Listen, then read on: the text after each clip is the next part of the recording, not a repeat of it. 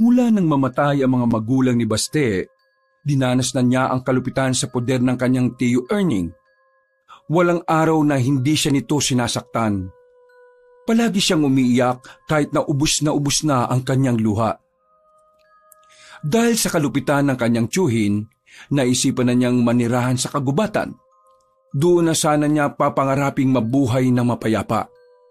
Pero isang gabi, natuklasan niya ang isang malagim na lihim. Isang grupo ng kalalakihan ang nakita niyang may iginapos na matanda sa katawan ng puno. Ang matandang yun pala ay isang aswang. Kinain na matanda ang kalalakihan. Pagkatapos noon, siya naman ang pinagtangkaang patayin. Wala na siyang tatakbuhan ng mga sandaling yon. Tanggap na lang din niya ang kapalaran niya.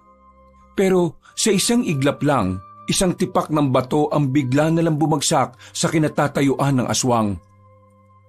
Nabali ang leeg ng matanda at saka namatay. Sa lakas ng impact, nawalan ng malay ang bata.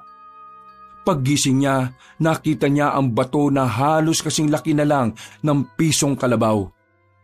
Kalaunan ay matutuklasan niya na ang bato palang yun ay isang natunaw na bulalakaw. Ang mutya na siyang magagamit niya upang ipagtanggol ang buong baryo mula sa banta ng mga aswang. Magagawa nga kaya ni Baste ang tungkulin na ibinigay sa kanya ng kalikasan? Matalo niya kaya ang mga kampo ng kadiliman gayong isa lamang siyang 10 taong gulang na bata? Muli, ang mga kasagutan ay aabangan natin sa ating channel. Dito lang sa Mga Kwento ni Kabanong.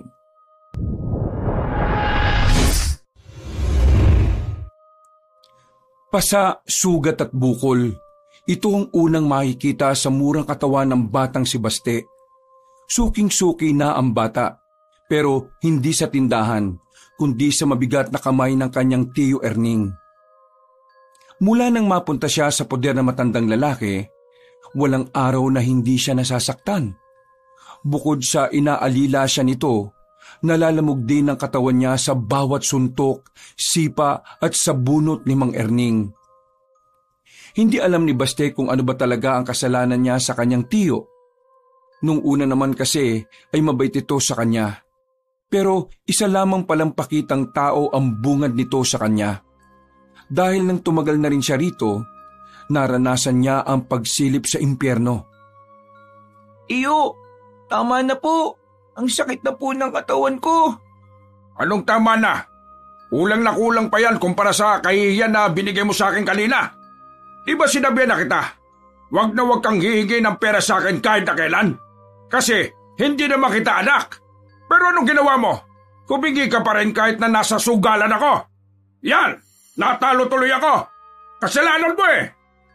Iyo, wala naman po akong kasalanan kung hindi maganda ang barahan ninyo. Kasalanan po yun nagbabalasa. Abang sumasagot ka ba talaga ha? Hindi ko po. Tama na po. Ang kapal ng mukha mong sumagot-sagot sa akin. Ako nagpapalamon sa iyo sa bahay na ito. Kaya wala kang ibang gagawin kundi ang sumunod sa akin at pagsilbihan ako. Kung wala ako, baka nagpapalaboy-laboy ka na lang sa lansangan. Tama na po. Pakiusap po. Sana, pinabayaan na lang kitang mamatay sa gutom sa kalsada. Kasi wala ka rin namang kwente. Hindi kita mapakinabangan. Alam ko na. May naisip na ako para magkaroon ka ng silbi. Iyo, tama na po. Pagod na po ang katawan ko. Wala kang karapatang mapagod. Nabubuhay ka lang sa ngayon para manilbihan sa akin. Tumayo ka dyan. Pumunta ka sa bayan. Pamayang hapon mamalimos ka doon. Oo. Bingi ka ba? O tanga ka lang talaga? Ang sabi ko, manlimos ka sa bayan para may maiuwi ka naman pera sa akin. Palagi na lang ako nagpapalamon sa'yo. Abay, palabunin mo naman ako. Visit ka. Pero ang sabi po sa akin ni Papa noon, hindi raw po maganda ang panlilimos. Eh, nasan ba ang Papa mo? Patay na, di ba? Sinong nasa harapan mo ngayon? Di ba ako? Kaya ako ang masusunod ngayon at hindi ang tatay mong patay na dahil sa katangahan niya. Ha? Hindi ko po. Bilisan mo! Sipahin kita dyan eh. Saan niyo po ko dadalhin? Anong saan dadalhin? Diyan ka sa bakuran. Iligid mo ang sarili mo sa lupa para magmukha kang marumi. Kailangan mong magmukhang kawawa para makapanlimos ka. Ayoko pang manahimik ka. Manlilimos ka. Yun ang magiging trabaho mo. Kapag wala kang naiuwing pera, ha? Malilintikan ka sa akin. Naintindihan mo ba ako? Sinipa pa na matandang lalaki ang balde sa gilid na tumama naman sa likuran ng bata. Pero hindi na yun maramdaman pa ni Baste. Manid na kasi ang ilang parte ng kanyang katawan.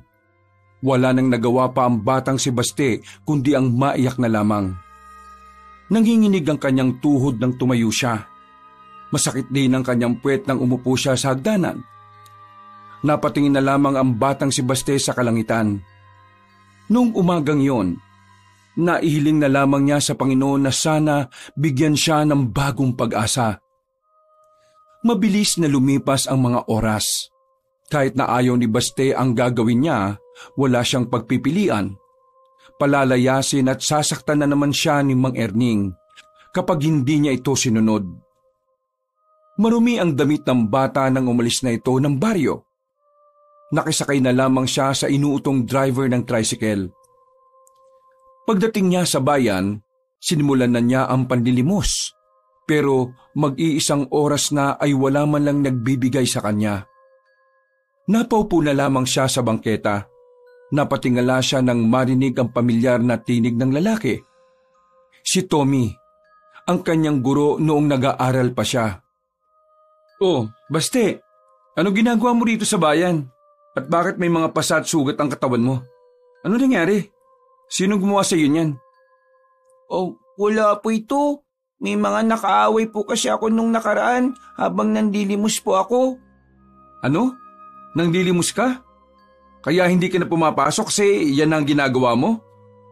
Opo, wala na po kasi sila mama at papa nung nakaraang taon pa. Wala na po kung aasahan kundi ang sarili ko lang. Kaya kailangan ko pong mamalimos. Baste, magsabi ka nga sa akin ng totoo. Sino nanakit sa'yo? At sino nag-utos sa'yong gawin ang panlilimos na ito? Wala po. Sariling desisyon ko po ito, Teacher Tommy. Baste, alam mo na masama ang pagsisinungaling, di ba? Nakikita ka ng Diyos. Di ko na po alam kung anong masama at kung ano po ang mabuti. Sa mundong ito, parang normal na lang po ang lahat, lalo na po ang masasama. At kung nakikita po ko ng Panginoon, bakit niya po ko inahayaang makaranas ng mga ganito? Hindi naman po ako masamang tao May kung anong kumirot sa puso ni Tommy. Hindi niya inakala na ganito na ang pananalita at takbo ng utak ni Baste.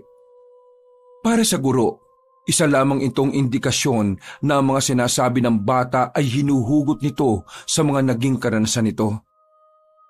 Baste, nakikita ng Diyos ang paghihirap mo. Hindi siya natutulog. Pero lahat ng ito ay may dahilan. Ibinigay niya sa iyo ang pagsubok na ito dahil alam niyang kaya mo itong lagpasan. Teacher Tommy, sinasabi niya po bang sinusubok niya ang katatagan ko kahit na bata pa lamang ako? Ayos lang po ba yun? Kahit na halos mamatay na po ako sa hirap? Hindi pa po ba sapat ang mga nararanasan ko para itigil na niya yung pagsubok po na ito? Ano po bang kailangan ko pa pong gawin para mapatunayan po sa kanya na matatag po ako? Sa puntong ito, hindi na nakapagsalita pa ang binatang si Tommy. Ramdam niya ang hinanakit ng bata. Kaya alam niyang hindi ito ang tamang panahon para ipaliwanag kay Baste ang mga bagay-bagay. Ginalang na lamang niya ang pananaw ng bata at iniba na lang ang usapan. Baste, gusto mo bang kumain na muna? Naku, wala po akong pera, teacher Isa pa, kailangan ko pong malimos para may maiuwi akong pera. Kapag wala akong nalimos, wala po akong kakainin kinabukasan. O sige na, ako nang bahala sa kakainin mo ngayon. At ako na rin ang bahala sa kailangan mo. Talaga po? Oo naman Mabuti ka naman bata Pero nakakahiya po. Hindi naman po tayo makaano-ano Dati kitang estudyante at lahat ng naging estudyante ko, anak na ang turing ko sa kanila. Masayang sumama si Baste sa kanyang dating guro. Tumungo sila sa isang kainan. Gutom na gutom ang batang si Baste. Kung kumain ito ay parang mauubusan. Sobrang bilis. Halatang halata na ilang araw na itong hindi nakakakain na matino. Oo, dahan-dahan lang. Walang aagaw sa'yo ng pagkain mo. Dahan-dahan lang baka mabulunan ka. Teacher, maraming salamat po. Ngayon lang po ko nakakain ng itlog, hotdog at manok. Charap! Ngayon ka lang nakakain yan? Bakit? Wala bang ganyan sa inyo? Teacher naman nanlilimos nga po ako.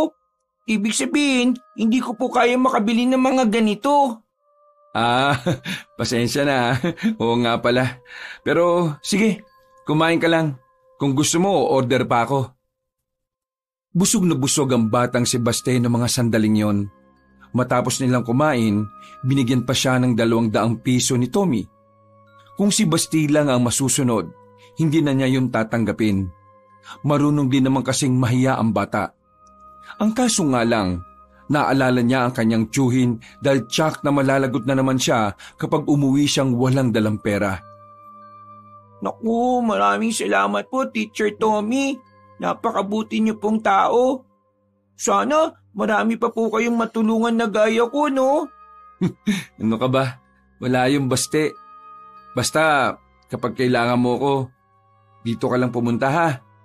Abangan mo na lang ako sa parehong oras. O kaya, pwede ka nga rin tumira sa bahay. Ako lang naman mag-isa ron. Ay, hindi po pwede. Basta po, maraming salamat po talaga. Kumuhay na ang bata habang naglalakad palayo. Nang may mapadaan na tricycle, ay agad na rin itong sumakay. Naisalba ni Baste ang gabing yon sa tulong ng kanyang dating guro. May naibigay siyang pera kay Mang Erning. Hindi naman mawala-wala ang ngiti sa mukha ng sugarol na tiyuhin. Ayos ka rin pala ano? Sa unang beses, 200 piso kagad. Akala ko pati sa ganito tatanga-tanga ka pa rin eh. Hoy, gawin mo ito palagi ha, para matuwa naman ako sa'yo. Tiyo, pwede po ba akong bumawas ng 50 dyan? Abay, siraulo ka ba? Malamang hindi. Ipampupusoy ko to, babawasan mo pa. Ako naman po nanlimos po niyan, Tiyo eh. Ba't sinusumbatan mo ba ako? Lumapit ang matandang lalaki at piningot ang tenga ng bata. Padabog nitong tinulak sa upuan si Baste at saka nagmura. Hoy, tigilan mo ako, visit ka ha. Good mood ako ngayon, wag mo sirain. Agad na ring lumabas ng bahay si Mang Erning. Natulala na lamang sa gilid ng bata. Nagsisisi siya na binigay niya ang lahat ng perang tinanggap niya kay Mang Tommy. Kaya naman, tinatak na niya sa isipan niya na sa susunod, babawasan na niya ang pera bago niya ito ibigay sa matandang lalaki. Oh, bakit kasi ayaw mo lang sumama sa akin? Kasi naman, ayaw mo pang sumama sa akin. Bagyang nagulat si Baste nang marinig ang malaking boses na yon sa labas ng bintana. Napatayo ang bata at saka napahawak sa dibdib. Ginulat mo naman ako, Kuya Waldo. Wala ka na mapapala rito kay Tiyo Erning. Sasaktan ka lang yan lagi. Tingnan mo ko, mula nang lumaban ako sa kanya at umalis ako dito. Aba, naging matino buhay ko. Malalagot kasi ako kapag sinunod ko yung sinasabi mo eh. Nalalagot ka rin naman kahit si Tiyo ang sundin mo eh. Anong pagkakaiba nun? Basta, natatakot ako. Baka kung anong gawin niya sa akin. Ganyan din ang nararamdaman ko nung nandito pa ako sa kanya. Pero nung malaman kong kaya ko palang tumakas dito, gumaan ang pakiramdam ko eh. Sumama ka lang sa akin, sa grupo namin. Hindi ka masasaktan. Marami pa kaming pagkain. Ano bang grupo yan, Kuya Waldo? Baka mamaya masasamang grupo yan eh. Anong masasama? Hindi kami masasama no? Sa katunayan, Kami pa nga magiging tagapagligtas ng baryo natin kapag nagkataon eh. Ha? Tagapagligtas? Alam mo ba kung bakit? Kasi ang grupo ang lalaban sa mga masasamang elemento gaya na lang ng aswang. Ang sabi kasi sa amin ng lola ng isa naming kasama, totoo mga aswang at nalalapit na raw ang pagbabalik nila. Kaya naman, gumawa na kami ng grupo. Ang samahan na pupuksa sa masasamang elemento ng mundo. Halika na, sumama ka na sa amin. Akong bahala sa'yo. May nakita na ba kayong aswang, kuya? Ha? Wala pa. Saka na po ako sasali kapag napatunayan na pong totoo mga aswang. Totoo nga mga aswang. Ang kulit mo. Basta, totoo. Kapag po ba sinabi kong totoong may kotseng lumilipad, maniniwala ka po ba? Malamang hindi. Wala naman ako nakikita ang ganun eh. Yun po ang dahilan kung bakit hindi po ako agad maniniwala. Aba, matalino kang bata ka ha. Pwede ka talaga sabin eh. Kuya Waldo, may pera ka dyan? Pwede ba ako makautang? Pambira, kabata-bata mo pa. Paano mo naman ako babayaran? Nanlilimos po ako sa bayan. Babayaran na lang kita kapag nakarami ako. Ano? Nanlilimos ka? Pinagagawa sa akin yun ni Tiyo eh. May siraulo pala talaga yung tiyo mo eh no? Nung ako naman, hindi ko naman yung ginagawa. Ano? Papautangin mo ba ako o hindi? May 50 pa ako dito. Ibibili ko ng pagkain. Huwag ka dito sa bahay kakain, baka makita ka pa ng tiyo nating tarantado. Masama ang kalooban ni Baste sa mga sandaling yon. Kahit na papaano ay gumaan ang pakiramdam niya dahil mabuti rin sa kanya si Waldo. Ang lalaking si Waldo ay dati ring utusan ni Mang Erning. Pero matagal na itong nakaalis. Kaya naman ganito na lang ang pag-aalala ni Waldo sa bata, kaya lagi niyang dinadalaw si Baste. Ganun pa man, wala pa rin itong kakayahan na makuha si Baste sa pangangalaga ni Mang Erning. Nang mamatay kasi ang mga magulang ni Baste, si Mang Erning na ang nakasulat na guardian ng bata. Palihim na lumabas ng bahay ang bata. Malayo pa ang bilihan ng kanin at ulam, kaya nilakad niya yon hanggang dulo. Wala nang gaanong tao sa parting yon kapag gabi. Makikita na lang ng tao ay nasa loob ng bahay o kaya naman ng tindahan. Agad siyang kumain nang makita na ang karinderya. Pero hindi pa man siya natatapos, isang malaking kamay na ang dumakma sa maliit niyang balikat. Paglingon niya, galit na galit ang mukha ni Mang Erning. Mukhang talo na naman yun sa sugal at siya ang pagbubuntunan. Lagya ka! 200 lang binigay mo sa akin tapos kakain ka rito? Mami ka nga! Hindi lahat binigay mo na! Kumupit ka na! Napapatingin na lang sa kanila ang ibang nasa karinderya, pero wala ni isa sa mga yon ang nagtangkang umawat. Kilala kasi nila si Mang Erning bilang isang siraulo at basagulero. Hindi ko naman po ito kinupit eh. Binigay po sa akin to ni Kuya Waldo. Walang kwentang taong yon. Kaya paano kanya mabibigyan ng pera? Siraulo ka ba? Ako ba talagang lokohin mo? Halika! Hinawakan na siya ni Mang Erning sa kwelyo at kinaladkad. Dinala siya nito sa bahay. Muli, naranasan na naman ni Baste ang masaklap na parte ng kanyang buhay. Nabugbog na naman siya na matanda. Habang binubugbog siya, merong tumawag kay Mang Erning. Sandaling natigil ang pananakit dahil may kinausap sa bakuran nila ang kanyang tiyuhin. Sinamantala na niya ang pagkakataon. Nakita niya ang bintana na patungo sa gilid ng bahay nila. Habang nakikipag-usap pa si Mang Erning, wala siyang sinayang na pagkakataon. Tumalon na agad siya sa bintana. Iika-ika siyang tumakbo. Pinasok niya ang halamanan at nakarating siya sa masukal na kagubatan. Tila sumasabay din ang panahon sa kanyang pag-iyak sa mga sandaling yon. Bumuhos ang malakas na ulan. Pero tila hinugasan lang ng kalikasan ang nakakaawang katawan ng bata. Dahil 5 minuto lang ay tumigil na rin yon. Malakas na hangin na lamang ang namamayani sa kagubatan. Diyos ko, kung talaga nakikita mo po ako, nagmamakaawa po ko sa inyo.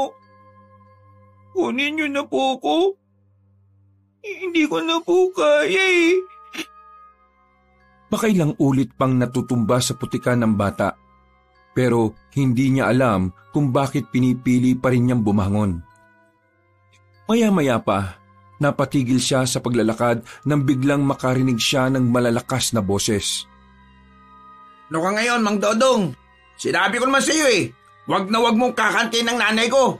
Kasi kayang-kaya kitang patayin ngayon. Hinanap ni Baste kung saan nagmumula ang tinig na yon. Nakita na lamang niya ang grupo ng kalalakihan. May dala-dala mga flashlight ang mga yon na tinututok naman sa mukha ng matandang nakagapos sa puno. Kinabahan ng bata. Pakiramdam niya, makakasaksi siya ng isang krimen. Kita niya kasing may mga hawak na mahahabang patalim ang mga lalaki. Tudasin na yan!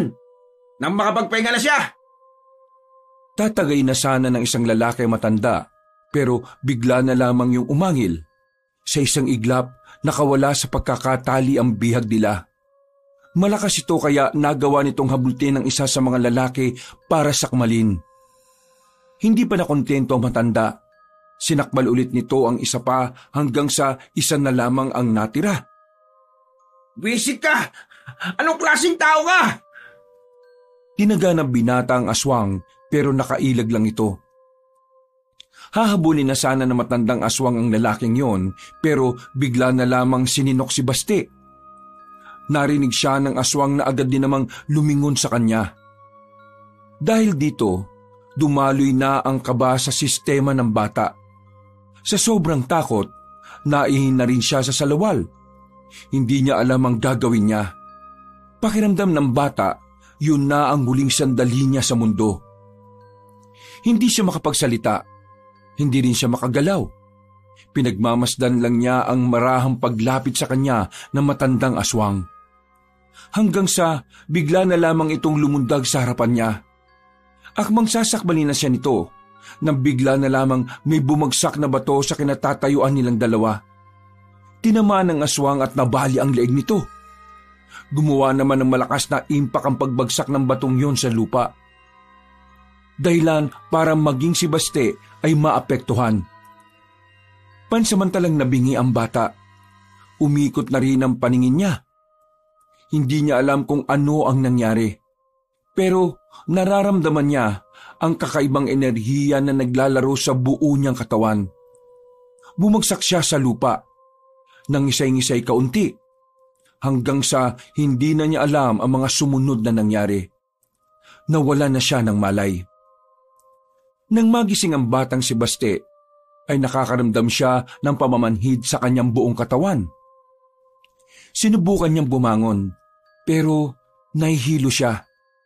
Natumba lang siya ulit. Napatingin siya sa gilid kung saan naroon ang misteryosong bato na umuusok-usok pa. Kahit nahihirapan siyang kumilos, marahan niyang hinawakan ng bato. Nagtataka ang bata dahil hindi siya napapaso sa bato. Pero ilang sandali lang, bigla na lamang may kung anong kuryente ang dumaloy sa buo niyang katawan. Nangisay-ngisay ang bata. Tumagal yun ng halos 2 minuto. Nang maging kalmado na ang bata, muli niyang tiningnan ang bato na hawak-hawak niya. Anong nangyayari sa akin? Ano itong nararamdaman ko sa katawan ko? Pinakiramdaman ni Baste ang kanyang sarili. Nang matansya niyang kaya na niyang kumilos, marahan siyang bumangon ulit. Sa pagkakataong ito, tila ba ang gaan-gaan ng kanyang pakiramdam. Hawak-hawak niya pa rin ang bato sa palad niya. Noong mga sandaling yun, saka lamang niya napagtanto kung ano ang hawak-hawak niya. Hindi kaya ito'y parte ng bulalakaw? Bago pa may makakita sa kanya roon, nagmamadali na siyang tumakbo. Hindi niya maintindihan ang kanyang nararamdaman. Para siyang muling nabuhayan. Para siyang isinilang uli. Nang makalabas na siya ng kalsada, nang matamaan na ng direktang liwanag ang kanyang buong katawan, mas lalong nagtaka si Baste. Nawala na ang mga galos niya sa katawan. Wala na ang mga sugat, mga bukol at pasa. Ha? Gumaling na ako kaagad? Wala na masakit sa akin? Ala, baka patay na ako. Teka, kailangan ko malaman kung patay na ba ako o hindi. Ay, ayun, si Kuya Waldo. Tama, susuntukin ko siya. Kapag tumagos ako, ibig sabihin patay na ako. Kapag hindi, ibig sabihin buhay pa ako. Nagmamadaling nilapitan ni Baste ang binatang si Waldo na abalang bumibili sa tindahan. Sinuntok niya ang binata sa puwet. Napari naman ito sa kanya.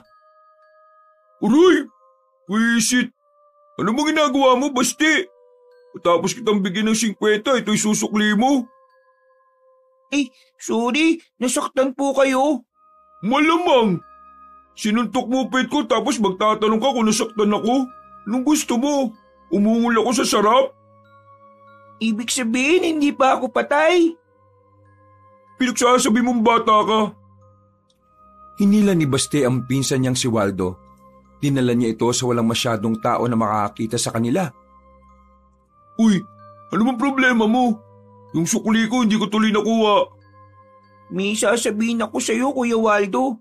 Importante pa sa sukli mo. Eh ano nga yun? May nakita kasi akong aswang kanina eh. Ha? Sigurado ka ba? Opo. Gusto mo ituro ko sa iyo kung nasaan eh. O sige, dali mo ako ron, bilis. Walang sinayang na pagkakataon ng dalawa. Kahit medyo maputik, ay mabilis silang nagtungo sa pinangyarihan. Hindi makapaniwala si Waldo sa kanilang inabutan. Naroon pa rin kasi ang bangkay na matandang aswang. Kanina habang nandito ako sa gubat, nakita kong tinali siya ng mga kalalakihan. Tapos bigla na lang siyang nakawala. Nilapa niya po yung mga kalalakihan, Kuya Waldo. Pero yung isa lang ang nakaligtas. Nakita ko ng aswang kanina. Kakainin na niya sana nga ako eh. Pero ano? Pero biglang may bumagsak na bato. Isang bato na kasing laki lang ng pisong kalabaw. Medyo malapad siyang bato at nakita ko siya. Umuusok siya. Tumama ang bato sa aswang at nabali ang leg niya. Kaya yan, namatay siya. Teka, sinasabi mo bang may bumato sa aswang na yan? Hindi. Malakas ang kutob ko na tumama sa kanya ang tipak ng bulalakaw. Ha? Uy, lakas ng imahinasyon mo ha? Hindi ako gumagawa ng kwento. Tingnan mo yung lupa. Nang ibaba ni Waldo ang tingin sa lupa, ay nakita niyang tila pahukay ang kinatatayuan nila. At ito yung bato na sinasabi ko. Kanina umuusok siya, ngayon hindi na. Nang hawakan ko siya, may nararamdaman akong kakaiba sa katawan ko. Hindi ko alam kung ano pero hindi naman siya nakakasama sa akin. Tiningnan ni Waldo ang bato. Ngayon lamang nakakita ng ganoong klaseng bato ang lalaki. Hindi ito makapaniwala. Alam niya kasi kung ano yun. Nanlalaki ang mga mata niyang hinawakan sa balikat ang kanyang pinsang bata. Bakit, Kuya Waldo? Mayaman na ba tayo? Sira ulo, hindi ito tungkol sa yaman. Baste, ikaw ang kauna-unahang nilalang na nagkaroon ng mutya. Mutya ng bulalakaw. Ha? Mutya ng bulalakaw? Oo, ang mutya ay nagtataglay na kapangyarihan. At kung sino lang ang nilapitan ng mutya, tanging siya lang ang makakagamit nito. Basta, sabi mo sa akin, wala ka bang nararamdaman ngayon sa katawan mo? Meron po. Parang ang gaan-gaan po ng pakiramdam ko. Pakiramdam ko kapag tumakbo ko mabilis. Baste, ikaw na talagang tagapangalaga ng mutya ng bulalakaw. Huwag ka na munang maingay ha. Dapat tayong dalawa lang nakakaalam ng tungkol dito. Hanggat hindi natin alam kung ano ang tunay na kapangyarihan niyan. Tumangon na lamang ang batang si Baste. Naniwala siya kay Waldo dahil batid niyang una pa lang ay marami na itong alam sa mga ganoong bagay. Kahit na alam niyang masasaktan siya, ay bumalik na lang siya ulit sa bahay ng kanyang tiyuhin. Sakto naman na naroon na matandang si Erning. mainit na naman ang ulo. Pagpasok pa lang niya sa pinto, kaldero na agad ang lumipad mula sa direksyon niya. Pero laking gulat ni Mang Erning nang masaluyon ng bata. Kahit si Bastirin ay hindi makapaniwala. Aba, marunong ka nang gumanyan ha, may pasalo-salo ka na ha. Sinundan pa ni Mang Erning ng isa pang kaldero, pero sa puntong ito ay nailagan na ni Baste. Lalong nanggalaiti ang matanda. Kinuha naman ito ang walis tambo sa gilid. Pinalo nito si Baste pero nakailag ulit ang bata. Kitang-kita ni Mang Erning kung papaanong mabilis na kumilos ang bata. Hoy, paano mo nagagawa yung lentik ka ha? Ang ano po? Nagmamaang-maangan ka pa. Umamin ka. May sa demonyo ka na ba? Sinanla mo na ba sarili mo sa demonyo para kalabanin ako? Hindi ko po alam ang sinasabi niyo, Tiyo. Nagugutom na po ba kayo? Kumalma si Mang Erning. Napagtanto nitong hindi niya matatamaan si Baste. Pero napapaisip pa rin ito kung papaanong nangyayaring nakakailag ang pamangkin niya. Gayong noon ay madali niya lang itong natatamaan.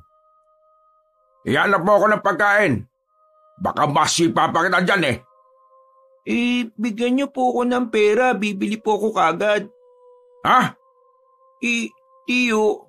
Wala akong pera dito. Siraulo ka ba? Di po ba? Alam niyo naman na pag bibili sa tindahan, kailangan po may pera. Teka nga, ginagawa mo ba akong tanga? Nanggigil na naman ang matanda. Tumayo ito at saka sinampal sa mukha ang bata.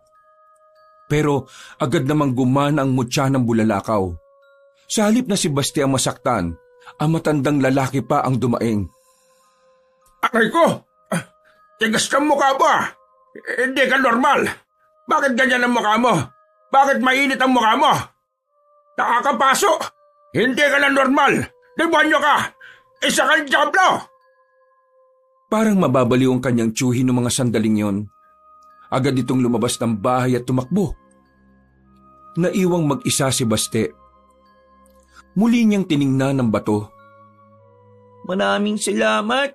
Alam kong ikaw ang tumulong sa akin para hindi ako masaktan. Diyos ko, salamat dito sa regalo niyo ha. Nakangiti ang bata. Sa ganoong paraan, parang nakalimutan na agad ni Baste ang masamang karanasan niya sa kanyang tiyuhin. Kinaumagahan, saka lamang umuwi ang kanyang tiyo. Nababahala pa rin ang mukha nito nang tumingin sa kanya. Para bang natatakot na ito sa kanya. Ang dating matapang, tila nawala na rin ang yabang. Tiyo, hindi niyo ba ako sasaktan ngayong araw? He! Lumayas ka rito sa pamamahay ko! Isa kang diablo! Basta demonyo ka! Hindi ka pang karaniwang bata! Lumayas ka na dito! Tiyo, ibang basti na ito. Kaya dapat maging masaya kayo. Kasi may pamangkin na kayong makakaroon ng silbi sa baryong ito. Hindi na nakapagsalita pa si Mang Erning. Nagmamadali na lamang itong pumasok sa loob at pinagsaran siya ng pinto. Hindi na malaman ni Baste kung saan siya titira ngayon. Habang naglalakad, merong nakasalubong na matandang babae si Baste. Palangiti ito sa kanya.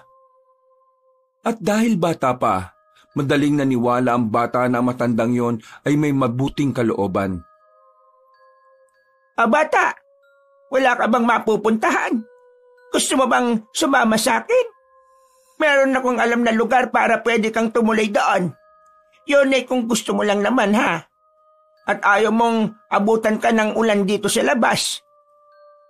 Sa narinig ng bata, tila nagkaroon siya ng pag-asa. Wala na rin naman siyang mapupuntahan.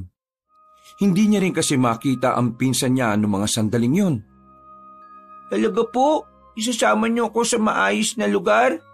Marami po bang pagkain doon? Maraming pagkain doon. Hindi nauubos. Kaya halika na. Sumama ka sa akin. Pakakainin kita ng lahat ng gusto mo. Pero ano po bang pangalan niyo? Visit namang bata ito Tanong ng tanong. O, may sinasabi po ba kayo? Hindi. Wala naman. Ang pangalan ko ay Gemma. Aling Gemma ang tawag sa akin ng mga nakakakilala sa akin. Kaya, Aling Gemma na lang din ang itawag mo. O ano? Sasama ka ba sa akin? Opo, isama niyo po ko. Gusto ko na pong makakain ng marami tsaka masasarap na pagkain eh. Hinawakan na ni Aling Gemma ang bata sa kamay. Pangiting-ngiti pa si Baste sa mga sandaling ito. Wala itong kamalay-malay kung ano ba talaga ang binabalak na matandang babae sa kanya. Mga ilang sandali lang, sumakay sila sa itim na sasakyan. Pagpasok ng bata ay nagkunwari siyang nawalan ng malay. Nakita niya kasi sa loob na may mga lalaking nakatakip ang muka at inutusan yun ni Aling Gemma. Sa murang edad, alam na agad ni Baste na hindi tama ang nangyayari. Pero sumabay na lang din siya sa agos ng mga kaganapan. Lumipas ang maghapon, tumigil na ang sasakyan. Binitbit na rin siya at ipinasok sa isang abandonadong warehouse. Iniligay si Baste kasama ng mga iba pang bihag ng bata. Grabe, may magaganap palang ganito. Napatingin si Baste nang makita niya ang matandang si Gemma. Nakangiti ito sa kanya na parabang nang iinsulto. Manloloko ka? Ang sabi mo sa akin, dadalhin mo ako sa lugar na maraming pagkain. Pero anong ginagawa ko dito? Ang mga kagaya mong sugapa sa pagkain, madali lang talagang maloloko. Hintayin nyo na lang ang client namin at papadala na rin namin kayo sa kanila. Anong gagawin nila sa amin? Depende. Bakit hindi mo na lang itanong sa kanila mamaya?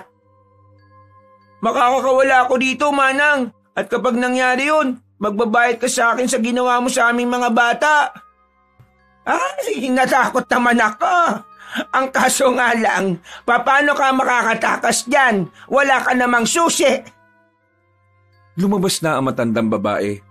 Sumunod naman ang mga tauhan nito. Noong mga sandaling yun, bumuntong hininga si Baste.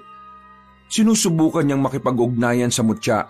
Nang sa ganun ay magamit niya ito para makatakas sila. Mutya ng bulalakaw, tulungan mo naman ako. Kailangan ko makatakas dito. Makalipas ang ilang minuto, narinig nilang may mga dumating ng sasakyan.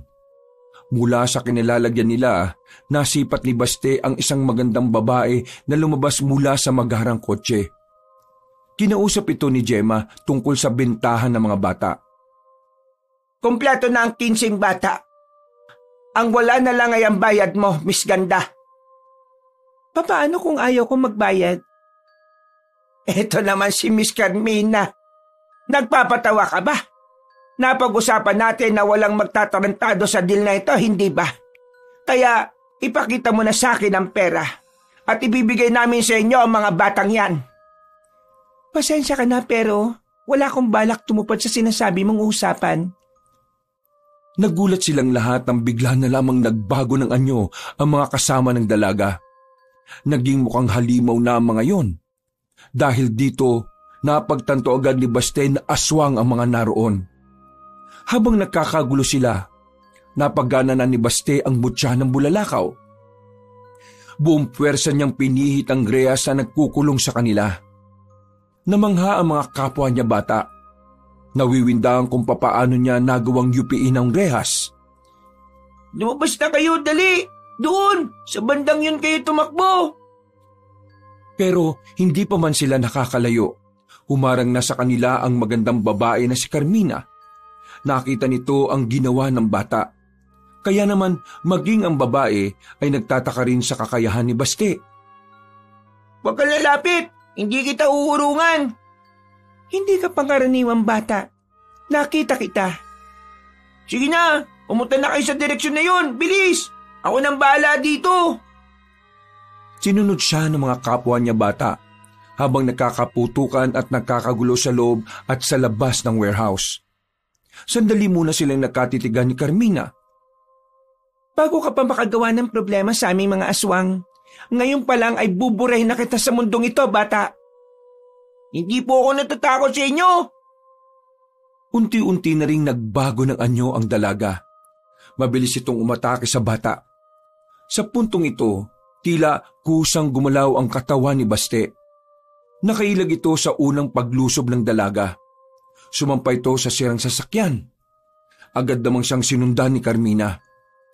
Makailang ulit din siyang muntik-muntikan ng matamaan ng babaeng aswang.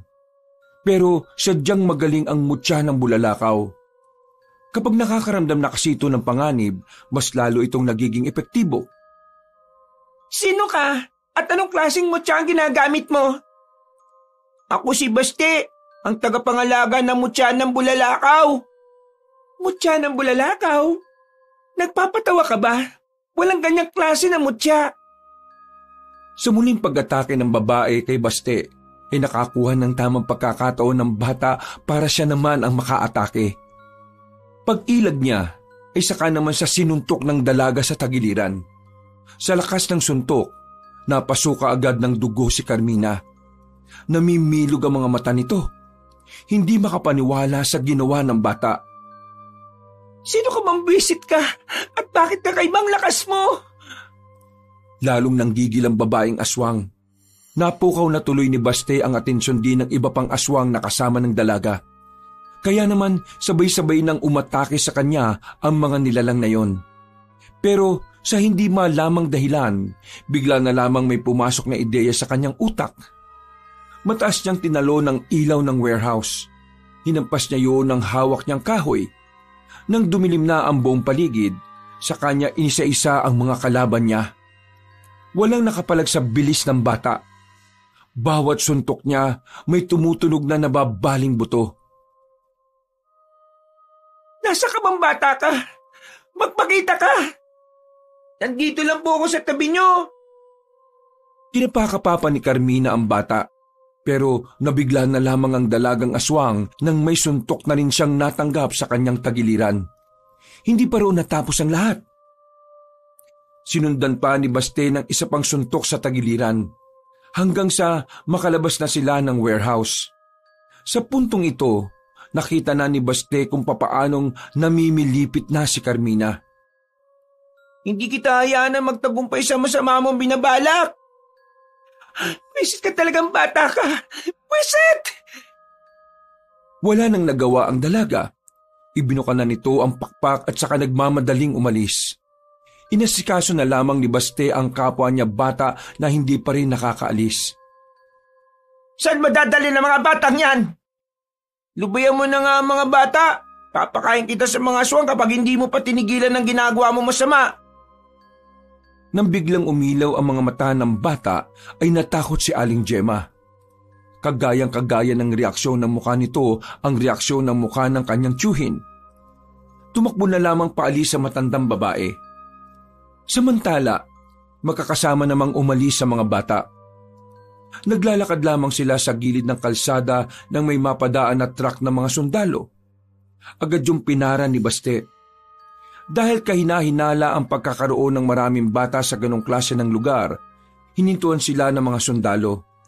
Isinakay sila at saka dinala sa kampo. Iisa lang ang sinabi ng mga bata sa bawat tanong ng mga sundalo. Napapakamot na lamang sa ulo ang mga yon. Hindi kasi naniniwala ang mga sundalo. Pero para matigil na ang usapan na yon, nagdesisyon na lamang ang mga sundalo na ihatid sila sa kani-kanilang baryo. Si Basti lamang ang naiibang baryo. Halos lahat pala ng kasama niyang bata ay magkakakilala. Sa nangyaring yon, mas lalong napagtanto ng bata na kailangan siya ng mga tao. Hindi niya pa alam kung hanggang saan ang kakayahan niya at ang mutya ng bulalakaw. Ang alam niya lamang sa mga sandaling ito, kailangan niyang gumawa ng paraan para iligtas sa mga tao. Lalo na't unti-unti nang nagkakaroon ng espasyo ang mga aswang sa kanilang probinsya. Nang makabalik si Baste sa kanilang baryo, hindi na niya alam kung saan siya pupunta. Pinagbawalan na siya ng kanyang tiyuhin. Natatakot na kasi ito sa kanya. Ipinagkalat na rin ni Mang Erning na kampo ng dyablo ang bata dahil sa kakaiba nitong lakas at bilis. Hinanap niya si Waldo sa mga sandaling yon. pero hindi na yun makita-kita pa. Kaya naman nagtungo na lamang siya sa bayan sa pagbabakasakaling makita niya ang dating guro. Yun na lamang ang pag-asa niya para magkalaman ng kanyang tiyan. Pagdating niya roon, pumesto na agad siya sa tagpuan nila ng guro. Dakong hapon, hindi nga siya nagkamali. Dumaan doon ang binatang si Tommy. "Oh, mabuti naman at nandiyan ka. Hinintay mo ba talaga ako?" Opo kasi nagugutom na po ako. Wala naman po akong malimusan. Diyos ko, sumama ka na nga lang sa akin, dun sa bahay, para kahit na papano may tumitingin sa'yo. Saan po ba kayo nakatira? Sa Barrio Alfonso ko. Malayo ba yun sa inyo? Hindi ko po alam yun. Pero pakiramdam ko po, ligtas po ako dyan kasi ikaw na po ang kasama ko. Oo naman Payapat tahimik sa lugar namin. Isa pa, ako lang naman mag-isa sa bahay. Tara, sumama ka na sa akin. Pinakiramdaman muna ni Baste ang binata. Inalam niya kung may binabalak ba sa kanyang masama si Tommy. Kahit na alam naman niyang mabuting tao ang guro. Nagkaroon na kasi siya ng trauma dahil kay Aling Gemma. Sumakay sila ng tricycle. Mula sa bayan, bumiyahe lang sila ng halos 10 minuto. Medyo mabagal pa sila dahil malubak ang kanilang dinaanan. Noong mga sandaling yon, pakiramdam ni Baste ay nakalaya na siya ng tuluyan sa kalupitan ng kanyang tiyo. "Oh, nandito na tayo.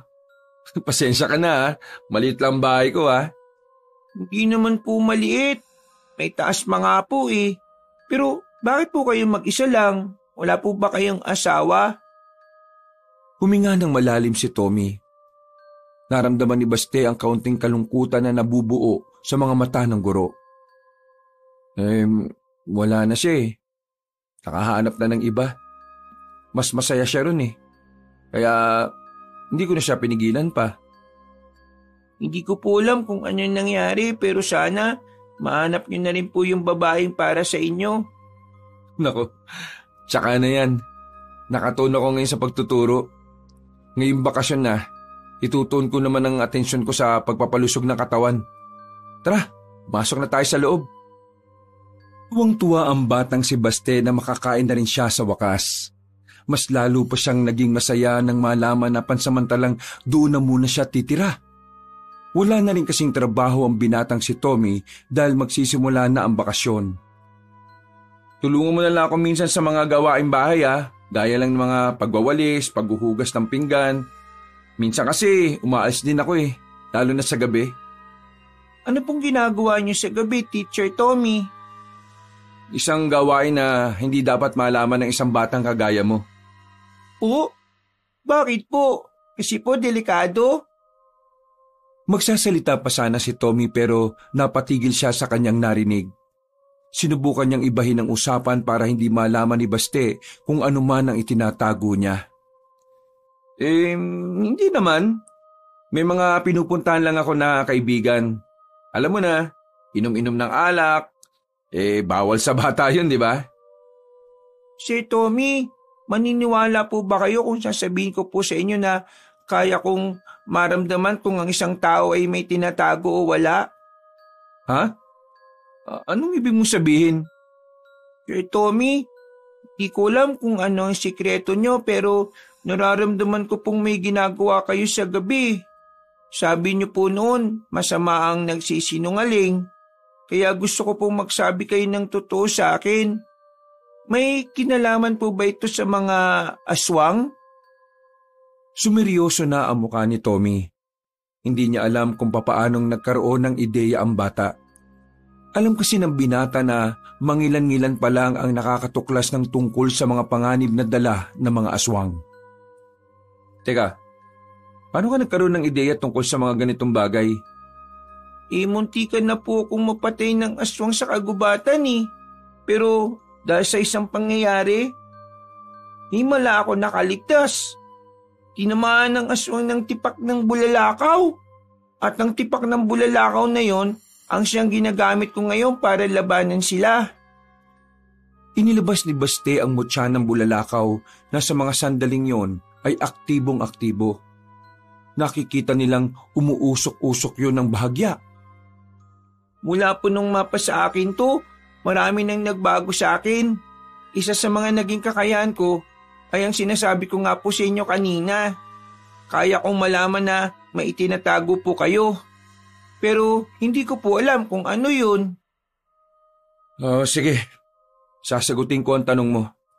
Pero sagutin mo muna yung itatanong ko. Ano po yung tanong niyo, teacher? Ang batong yan, mutya ba yan?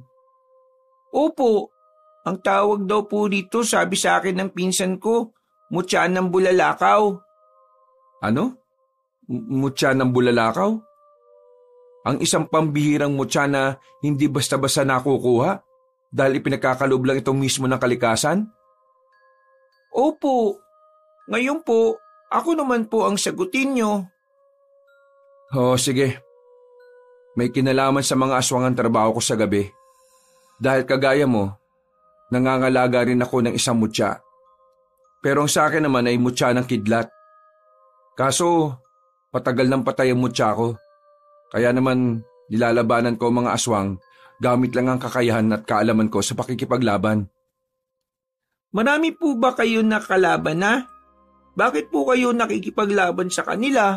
Ano pong dahilan nyo? 2 aswang pa lang naman ang nakakalaban ko. Nakatakas pa yung isa. Ginagawa ko to dahil pinaslang nila ang mga magulang ko noon. Kaya ngayon, gusto kong ibigay ang hustisya para sa mga magulang ko. Ikaw, bakit mo sila kinakalaban? Bukod sa kailangan mo magamit ang mutya na hawak mo. Anong dahilan mo? Gusto ko pong patunayan sa tiyo ko na may direksyon ng buhay ko. Gusto ko pong malaman niya na ang batang minamaltrato niya kaya makatulong sa mga tao. Lumabas din ng totoo. Sinasabi ko na nga ba at ang tiyo mo talagang nang-aabuso sa iyo . Pero ayos na po ko. Sa nakikita niyo po, nawala na agad ang mga galos ko sa katawan. Dahil po yun sa pagtanggap ko sa mutya ng bulalakaw. Teacher, gusto ko po samahan kayo sa laban. Magtulungan po tayo. Alam ko pong may kanya-kanya tayong dahilan para tayo lumaban. Pero may iisa po tayong dahilan na nag-uugnay sa atin. Yun po yung mapigilan ng mga kampo ng kadiliman na pagharian ng probinsya natin. Alam mo, Baste, talagang nabibigla ako sa mga nalalaman ko tungkol sa iyo . Hindi ko inakala na ganito na kamature ang pag-iisip mo. Well, sige, makikipagtulungan ako sa iyo. Inilahad ni Baste ang kanyang maliit na kamay. Nakipagkamay din naman sa kanya si Tommy. Noong gabi din yun, maraming bagay na ipinaliwanag si Tommy kay Baste. Mga bagay na may kinalaman sa mga makakalaban nilang aswang. Sige na. Magpahinga ka na muna, Baste. Bukas na bukas din ipapakilala kita sa mga kasamahan ko. Po? May mga kasamahan po pala kayo? Oo. Mga kagaya natin na may kanya-kanyang dahilan. Humiga na rin ang batang si Baste sa papat. Si Tommy naman ay bumaba na rin. Habang nakatingin sa kisame, muling pinagmasdan ni Baste ang bato na hawak-hawak niya. Napapangiti na lamang din siya dahil dito. Pakiramdam niya kasi ang batong yon ang sumalba sa buhay niya. Sana lagi ka nandito. Sana hindi ka na mawala sa akin. Ikaw ang buhay ko, tipak ng bulalakaw. May ngiti sa muka na nakatulog na lamang ang bata. Kinabukasan ay maaga siyang ginising ni Tommy para mag-almusal. Sumilay agad ang malapad ng ngiti ng bata nang makita ang mga nakahain na pagkain sa lamesa. Pero nawala ang ngiti ng bata nang makitang tila may kakaibang mensahe ang mga mata ng kanyang guro. Teacher, may masamang balita ba na dumating? Nababasa ko po sa mga mata ninyo Oo, dumating kaninang 6:00 ang 2 na kasamahan ko. Ang sabi nila, nagsimula ng umatake ang mga aswang. Inunan nila ang kuta ng mga kasama namin sa gubat. Ano po nangyari sa kanila? Nakaligtas po ba silang lahat? Hindi eh. Sa 10 kasamahan namin, lahat yon patay. Wala silang nagawa. Binigla sila eh. Hindi sila nakapaganda. Ano pong kailangan natin gawin? Yan ito. Mamaya, kapag pumunta tayo ron, malalaman natin kung anong magiging desisyon ng mga kasamahan ko. Pagkatapos mong kumain, maligo ka na ha. May binili akong mga damit ng pambata dyan. Suotin mo yon. Pagkatapos kumain ay agad nang nag-asikaso si Baste sa kanyang sarili. Maya-maya lang din ay umalis na rin sila ni Tommy. Hindi naman kalayuan ang kampo ng mga manunugi sa Tantingero. Nakarating din sila kaagad doon. Bumungad agad sa kanila ang mga bangkay. Sa mga sandaling yon, naramdaman ni Baste ang pagtindigan ng kanyang balahibo. Ngayon niya lang napagtanto na hindi pa rin pala niya kayang makakita ng mga taong patay. Ipinakilala siya ni Tommy sa mga kasamahan nito. Pero dahil masyadong abala ang mga iyon sa nangyari, hindi na rin siya masyadong naintindi. Kaya naman, kahit na naroon pa si Tommy, nagpaalam na muna siyang umuwi. Pumayag naman ito sa kanya. Habang naglalakad pabalik sa bahay ng kanyang guro, isang lalaki naman ang humarang sa kanya. Masama ang tingin nito sa kanya. Kaya naman napatigil agad ang bata. Nagtataka kung ano ang gagawin ng lalaking kaharap niya. Walang galang na po. Pero magkakilala po ba tayo? Bigla-bigla na lamang siyang hinawakan ng lalaki sa kamay at sapilitang dinala sa isang iskinita. Ano po kasalanan ko? Anong ginagawa niyo sa akin? Ikaw bata ka. Ikaw ang batang nakita kong tinapakan ng tipak ng bulalakaw. Ikaw yung muntikan ng patayin ng aswang, no? Ikaw po ba yung lalaking tumakbo? Nasaan yung tipak ng bulalakaw? Ibigay mo sa akin! Puwersahang kumalas ang bata sa pagkakahawak ni Arnel.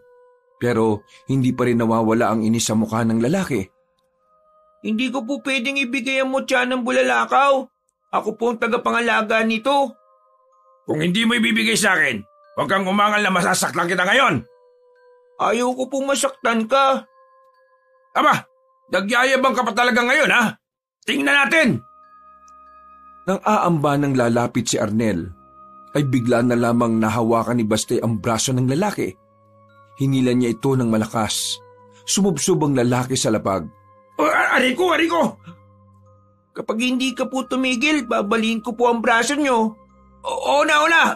Aray, tama na! Binitiwan na rin ni Baste ang braso ng binata. Dumadaing pa ito ng tumayo at tumarap sa kanya. Wala na mapa sa akin ng mutya ng bulalakaw. Hindi na ako pangkaraniwang bata. Kaya bago po kayo gumawa ng ganitong kalokohan, kailangan niyo po munang alamin kung sino ang binabangga ninyo. Ayos ka rin, ha? Pasimple kang nagyayabang, ha? Kinuha ni Baste ang bato ng bulalakaw na nakaipit sa bewang niya. Inabot niya sa binata. Oh, akala ko ba hindi mo ibibigay sa akin yan? Ibibigay ko sa iyo to para malaman ninyo na ang mutyang ito ay para lang sa isang tao. Inihagis ni Baste ang bato. Nasalo naman yun ni Arnel pero napasigaw ito nang mapaso ang palad nito. Aray! Wisit! Bakit ang init ang bato na yan? Kinuha ulit ni Baste ang bato at normal niya lang hinawakan yon. Ibinalik niya ang bato sa kanyang tagiliran. Napapailing itong tumingin sa binatang hanggang ngayon ay naguguluhan pa rin. Hindi po ito pwedeng hawakan ng ibang tao. Ang nangangalaga lang sa kanya ang pwedeng humawak sa kanya. Kaya hindi siya mananakaw ninuman. Ganun naman pala eh. Bakit mo ba ibibigay sa akin? Kunti ka ba naman siraulong bata ka eh. Bakit gusto niyo pong kunin yung mutya ng bulalakaw? Hindi ka naman po aswang. Wala ka na ron. Hindi ko obligasyon na magpaliwanag sa iyo. Manunugis ka rin ba? Yung matandang aswang na ginapos nyo, sino siya? Hindi ko na uulitin ang sinabi ko. Total, Wala naman ako mapapala rito. O sige na, alis na ako. Alam ko pong iisa lang ang gusto natin mangyari. Yun ay ang mapaslang ang mga aswang at mapigilan sila sa kasamaan nila. Tumingin sa kanya ng seryoso ang binata. Ngumisi lang yun sa kanya at naglakad na rin. Basti po yung pangalan ko. Ano pong pangalan nyo? Arnel! Hinayaan na lamang ng bata si Arnel na makalayo. Bumuntong hininga na lamang si Baste. Umuwi na lang siya sa bahay ni Tommy. Tulala at hindi mapakali ang isipan ng bata. Bumalik sa kanyang alaala ang babaeng nakalaban niya sa warehouse. Aminado ang bata na ramdam niyang mabangis ang dalagang yon. Hindi naman siya nababahala. Ang kinababahala lamang niya ay kung gaanong karaming aswang ang posibleng umatake sa kanila. Kung tutuusin, alam ni Baste na hindi naman niya dapat problema yon. Pagkain lang sana ang inaatupag niya. Pero sa kabilang banda, tinanggap na rin niya na hindi na nga siya ang batang si Baste. Kailangan na niya mag-isip na parang kalibel ng isip ng kanyang guro na si Tommy. Makalipas ang ilang mga sandali, nakabalik na rin ang guro niyang si Tommy. Sa itsura pa lang nito, mahahalata na ang bata ang pagkadismaya. Umupo ang binata sa gilid at saka bumuntong hininga habang nagtatanggal ng sapatos. Ay nako, buti na lang talaga bakasyon na. Kung sumabay pa tong problemang to sa pagtuturo ko baka nabuang na talaga ako. Baste, anong ginagawa mo dyan? Hindi ka pa ba nakain? Inintay ko po ikaw O sige tara na, kumain na tayo. 2 linggo ang nakalipas. Palihim na nagsasanay ang batang si Baste sa kagubatan. Mas pinauunlad niya pa ang kapangyarihan na meron ng kanyang mutya. Sa mga nakalipas na araw, kahit na papaano ay may maganda namang progreso ang ginawa niya. Mas naiintindihan na niya kung kailan niya dapat mas kailangan ng mutya ng bulalakaw.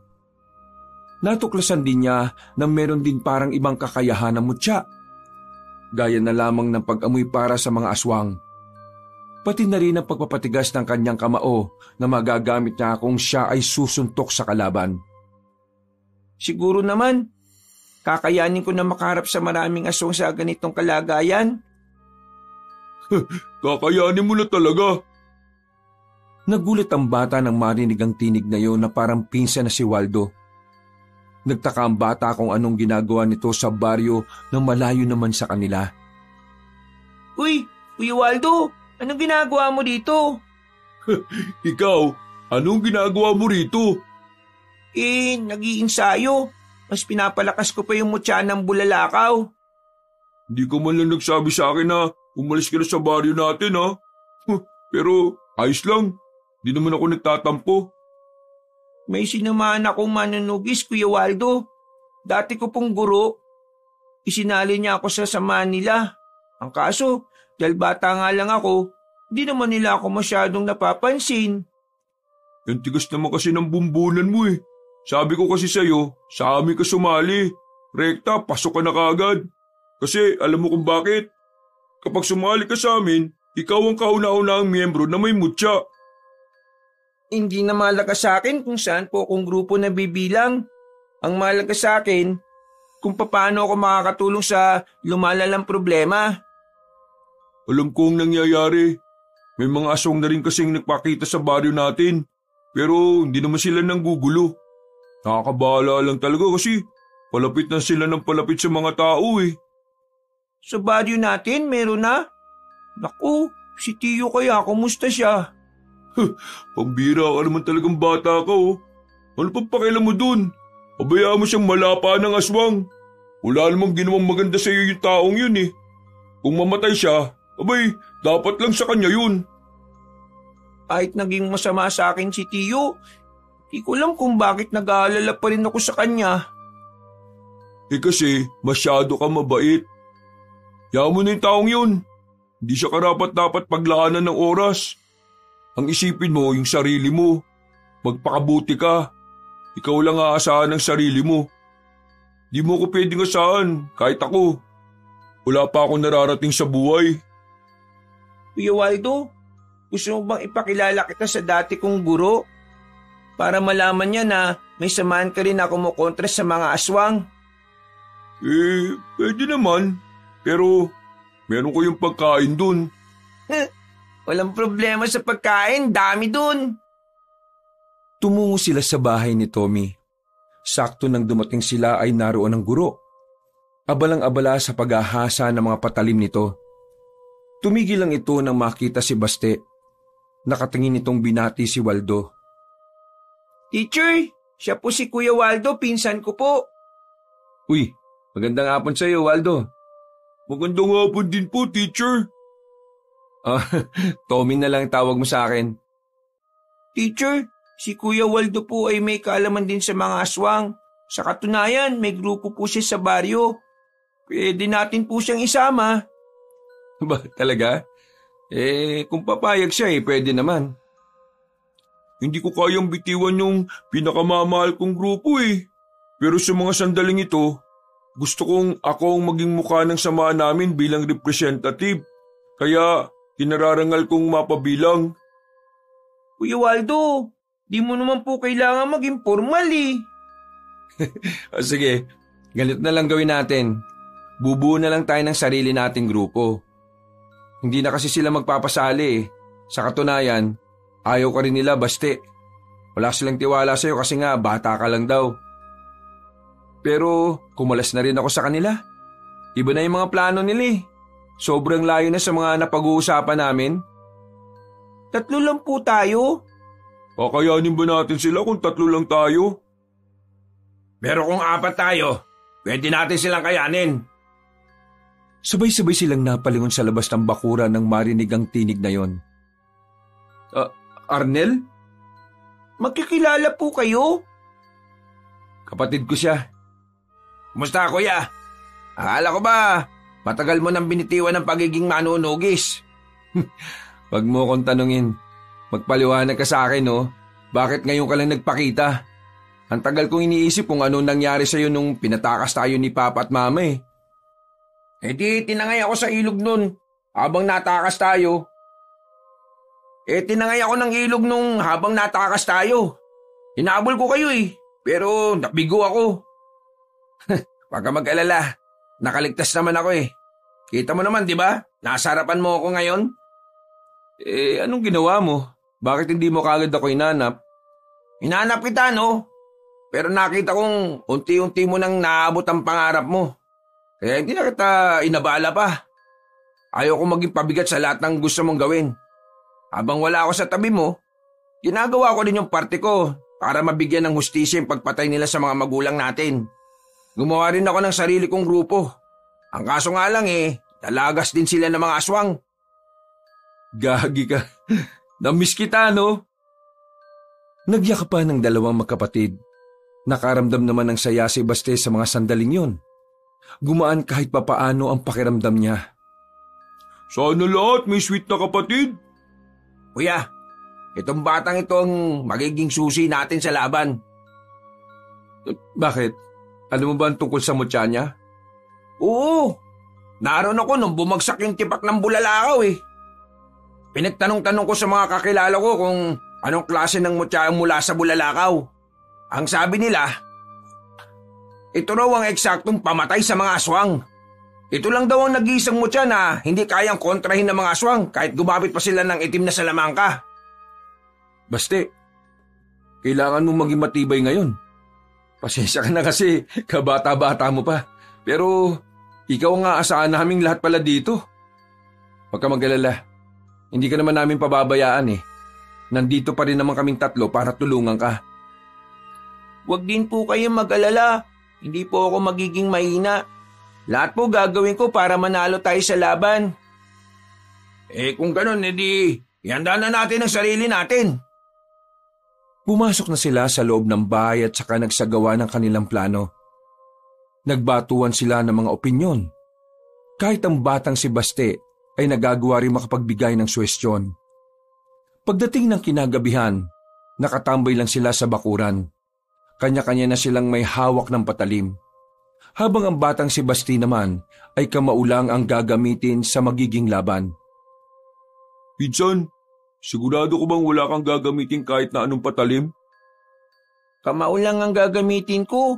Di ko na kailangan pang gumamit ng kahit na anong matalas na bagay. Kakaiba lakas ng mutya ng bulalakaw no? Kahit wala siyang gamit na armas, kakayanin niya. Pero, ikaw bata kailangan mo pa rin mag-ingat Hindi basta-basta makakalaban natin. Tama si Arnel. Hindi tayo pwede makampante. Dapat, laging nasa maayos ang kondisyon ng isip natin para mas madali tayo makapag-isip ng mga paraan. Basta ako, gagamitin ko lahat ng natutunan ko. Anong pangalan mo? Waldo pangalan ko. Arnel naman ang sa akin. Oo, narinig ko naman kanina Marami pong salamat sa inyong tatlo Ha? Salamat saan? Kasi pakiramdam ko po, kuya ko kayong lahat Baste, mula ngayon, isang pamilya na tayo. Natigil lang ang kanilang usapan nang biglang narinig nilang naalarma na ang samahan ng mga manunugis. Pinatunog na rin ang kampana na hudyat na nasa baryo na ang kanilang mga kalaban. Napalunok ng laway ang batang si Baste. Sa mga puntong ito, nararamdaman na nila ang mutya ng bulalakaw. Tila nagliliyab na ito at handang-handa na ring sumabak sa madugong labanan. Kalmado pa ang kalooban nila ng mga sandaling yon, pero minabuti na rin nilang rumonda sa lugar. Maya-maya pa, nakita nilang hindi na magkandaugaga ang mga manunugis. At ayon sa mga yon, ang mga aswang ay namataan na sa iba't ibang parte ng kanilang baryo. Agad na nagsagawa ng matinding konsentrasyon ng bata. Sa pamamagitan ng kanyang mutya ng bulalakaw, tumalas ang kanyang pakiramdam at naalaman niya ang lokasyon ng mga aswang. Nagtatago lang ang mga nilalang sa pagitan ng baryo at ng gubat. Mga naghihintay lang ng pagkakataon kung kailan aatake. Nakaabang sila. Kailangan po natin silang unahan. Sige, susundan ka namin. Birahin ka agad natin. Sa wakas, makakapatay na naman ako ng aswang! Hindi sila nag-atubili na tumungo sa kinaroroonan ng mga nilalang. Ilang minuto lang pagdating nila doon, nadatnan nga nila ang mga aswang na nagtatago. Bigla silang inatake ng mga yon. Mabuti na lamang ay nakahanda na sila sa mangyayari. Nakipagsagupaan sila. Kitang-kitang mabilis din ang mga aswang, kaya hindi naging madali para sa kanila na saglitin ang laban. Bukod kasi sa mabibilis sa mga yon, lumalamang pa ang mga aswang dahil sa mga nagtataasang puno na pinagtataguan ng mga yon. Kakaiba mga aswang to. Parang pinagandaan din nila ang pagharap natin. Alam na siguro nila ang tungkol sa mutya ng bulalakaw. Ang babaeng may pangalan na Carmina, nakalaban ko na siya pero nakatakas siya Siguro siya ang nagsabi sa mga kasama niya tungkol sa akin at tungkol na rin sa mutya ng bulalakaw. Biglang may lumitaw na aswang sa gilid ni Baste. Akmang sasakmalin siya nito pero dahil nakahanda naman ng bata, nagawa niya itong ilagan. Sinuntok niya ng malakas ang mukha ng aswang. Narinig pa nilang tumunog ang panga ng aswang. Bumagsak sa lapag at nangisay-ngisay at tuluyan ng namatay. Pambirang lakas yan, Baste! Alerto! Lumabas na ang aswang at sabay-sabay na lumusob sa kanila. Nakipagsabayan ng 4 sa mga yon. Para mas madali ang laban, ay unti-unti nilang dinala ang mga aswang sa walang puno. Bumalik sila sa baryo at sinundan sila ng mga aswang hanggang sa bakanting lote. Ito na pagkakataon natin! Wala na silang pagtataguan! Muling umatake ang mga nilalang. Namamangha ang 3 binata nang makita nilang ginagamitan lamang ni Baste ng kamao ang mga nakakaharap nito. Lahat ng iyon ay bumubulagta. Namamatay kahit suntok lang ang ginagawa ng bata. Mga ilang sandali pa, naubos na rin nila ang unang hanay ng mga aswang. May tinamon na rin naman silang sugat, pero hindi naman yon malalalim. Ayos lang ba kayo? Tumango lamang silang bilang tugon. Aabante na sana sila sa susunod na pinagtataguan ng mga aswang nang biglang may mga dumating na naman. Isang grupo ng mga aswang na pinamumunuan ng isang babae. Ang babaeng pamilyar kay Baste. Siya, Siya yung babaeng yun. Siya ang nakalaban ko nung nasa abandonadong warehouse ako. Insan, sabihin mo nga, mabangis ba ang babaeng yan? Opo, mabangis din siya. Kaya hindi natin siya dapat minamaliit. Pinalibutan sila ng mga aswang. Tila nakikiramdam muna sa kanila ang mga yon. Hindi rin matukoy ng batang si Baste kung ano ang binabalak ng mga kalaban nila. Nagtataka ang mga yon kung bakit nakatayo at nakapalibot sa kanila ang mga aswang. Ano? Naduduwag na ba kayo? Lumapit kayo at magkaalaman na! Walang nagsasalita sa mga aswang. Nanatiling nakatingin lang sa kanila at hindi man lang gumagawa ng kahit na anumang masamang kilos. Naghinala na si Baste sa mga pagkakataong ito. Palagay niya walang balak na umatake sa kanila ang mga aswang na kaharap nila. Napagtanto niya na gusto lamang sila nitong manatili roon para hindi nila mapuntahan agad ang ibang lugar na aatakihin ng mga ito. Kailangan na po nating umalis. Pinatatagal lang nila ang oras natin dito para magkaroon ng pagkakataon ng ibang aswang na umatake sa ibang parte ng lugar natin. Napansin ni Baste na tila nabigla ang babaeng si Carmina. Kaya naman, bago sila makaalis doon, ay bigla na lamang nagsikilo sa mga aswang. Talagang hindi sila papaalisin ng mga yon. Dito lang kayo. Kami ang kalaban ninyo. Nagsimula muli ang banatan. At sa pagkakataong ito, mas naging agresibo ang mga aswang. Kaya ang apat, halos hindi sila makalayo-layo. Magkakadikit lamang sila at magkakatalikuran. Sa ganitong posisyon, nahihirapan ang mga aswang na makalapit sa kanila. Pero alam ni Baste na hindi dapat tumagal ang laban na yon.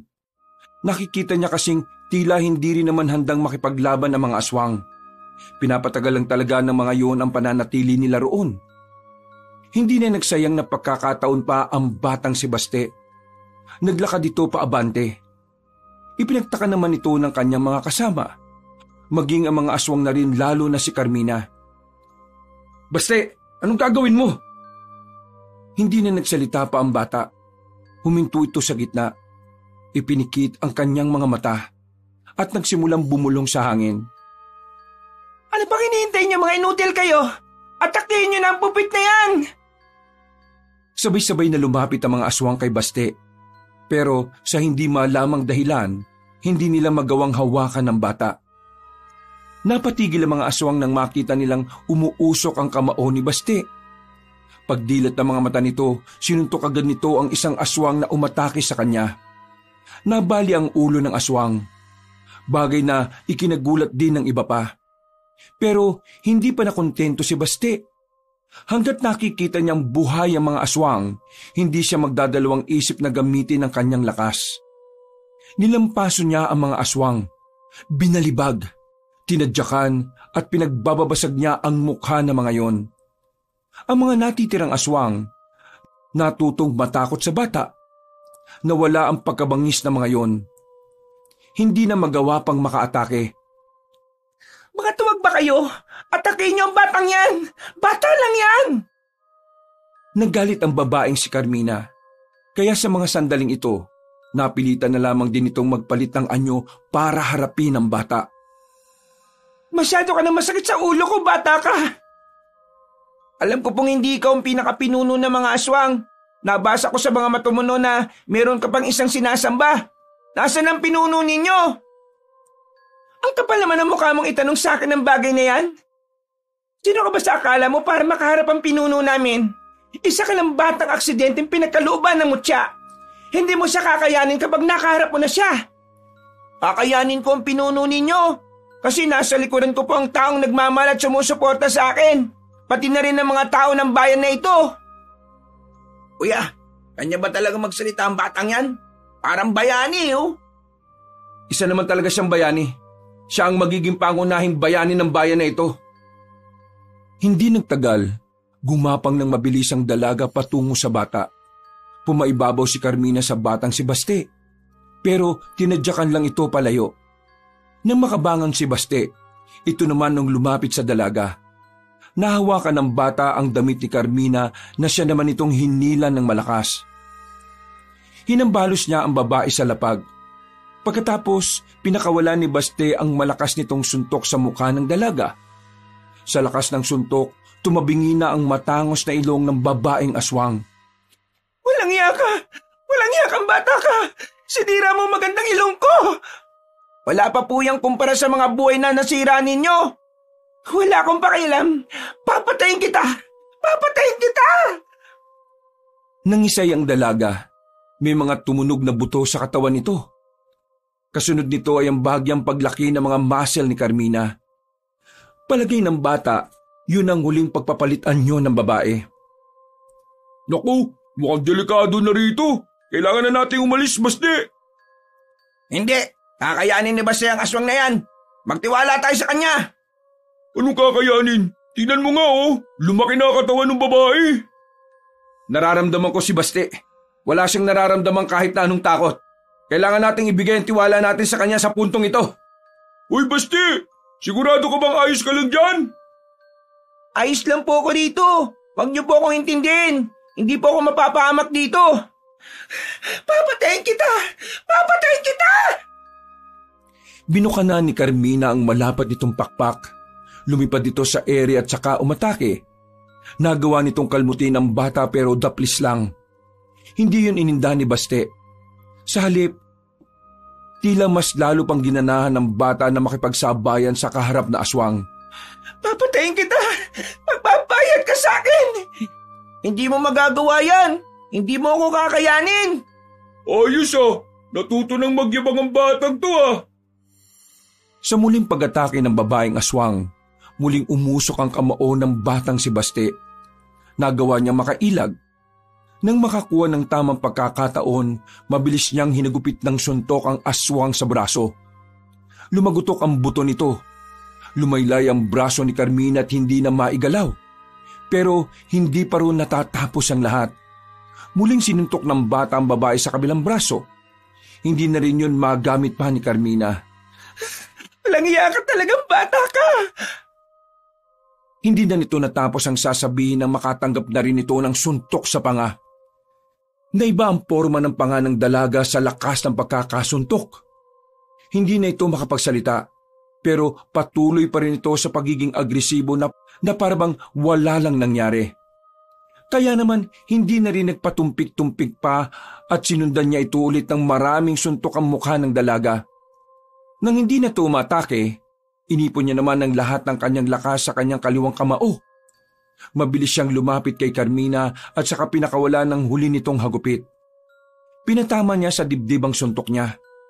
At dahil doon, tuluyan nang tumumba si Carmina at nalagutan na ito ng hininga. Hingal na hingal ang batang si Baste, pero sulit ang pagod nila sa mga oras na yon. Lahat kasi ng mga aswang na kinalaban nila ay nalagas na nila. Pero dahil hindi pa tapos ang laban, hindi pa rin sila naging kampante. Nagmamadali silang nilisan ng lugar na yon at pinuntahan ng iba pang pinagtataguan ng mga nilalang. Pero bigo na silang maabutan ng mga aswang. Parang nakaramdam na ang mga aswang na natalo na ang isa sa tinuturing nilang pinuno. Kaya naman, minabuti na lamang nilang ipahinga na muna ang sandaling yon. Pinaubayan na lamang nila sa ibang manunugis ang pagtugis sa mga natitirang aswang sa gubat. Magkakaharap sila ngayon sa bakuran habang nagpapahinga. Si Baste, normal lang at parang hindi man lang nakaramdam ng pagod. Ang bilis nitong nakarecover sa laban. Parang wala lang nangyari. Baste, ayos ka lang ba? Wala ka bang malalang sugat? Daplis lang naman po ito. At nalinisan ko na rin naman po. Ang galing mo kanina, Baste. Pinabilib mo ako ng sobra. Talagang ang karapat-dapat ka para sa mutya ng bulalakaw na yan. Hindi po ako magaling. Yung mutya po. Siya pong dahilan ng lahat kung paano ko nalabanan ng maayos ang mga aswang. Magaling ka pa rin. Kasi alam mo kung bakit? Hindi ka naman kikilalanin ng mutya kapag alam nilang hindi ka magaling Alam mo, ang mga mutya, parang tao rin yan. Mapili din sila sa magiging amo nila. Kaya, swerte mo kasi ikaw ang napili. Biruin mo, ang daming pwedeng bagsakan ng bulalakaw, sa harapan mo pa talaga. Ibig sabihin, ikaw talagang itinakda.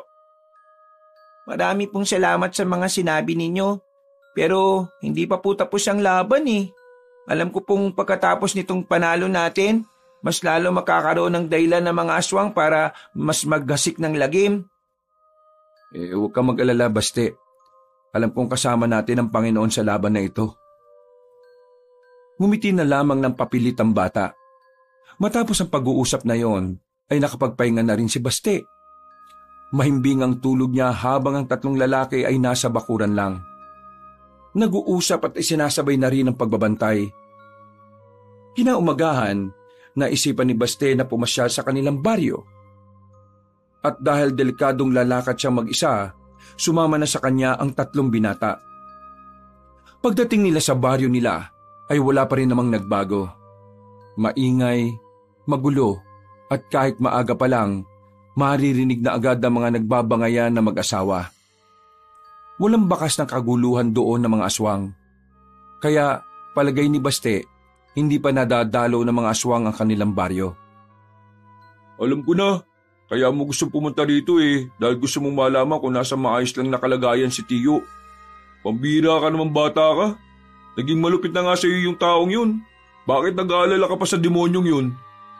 Dapat nga, maunang kainin ng aswang yung siraulong matanda na yun Kuya Waldo, kahit na ano pa man ang ginawa sa akin ni Tiyo, hindi naman may kakailan na dahil din sa kanya kaya pa ako buhay ngayon. Bakit? Dahil sa mga tira-tirang pagkain na pinapakain niya sa'yo?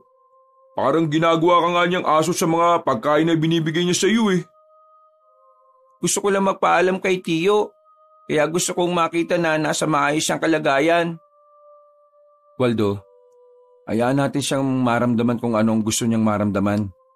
Huwag natin pilitin si Baste na magalit sa tiyuhin niyo kung talagang napakabukal ng kalooban niya. Pero may tama naman si Waldo Ano pang punto kung magiging mabait ka sa taong lumapastangan sa'yo? Wala tayong magagawa. Sincero palagi ang kalooban ng mga bata Kaya hindi natin pwedeng sisihin si Baste kung ganun ang tingin niya sa sitwasyon. Hayaan natin siyang maintindihan at matutunan niya ang mga bagay-bagay. Tumigil sila sa paglalakad nang marating na rin nila ang tapat ng bahay ni Mang Erning. Nakabukas naman ang gate na yari sa Palotsina.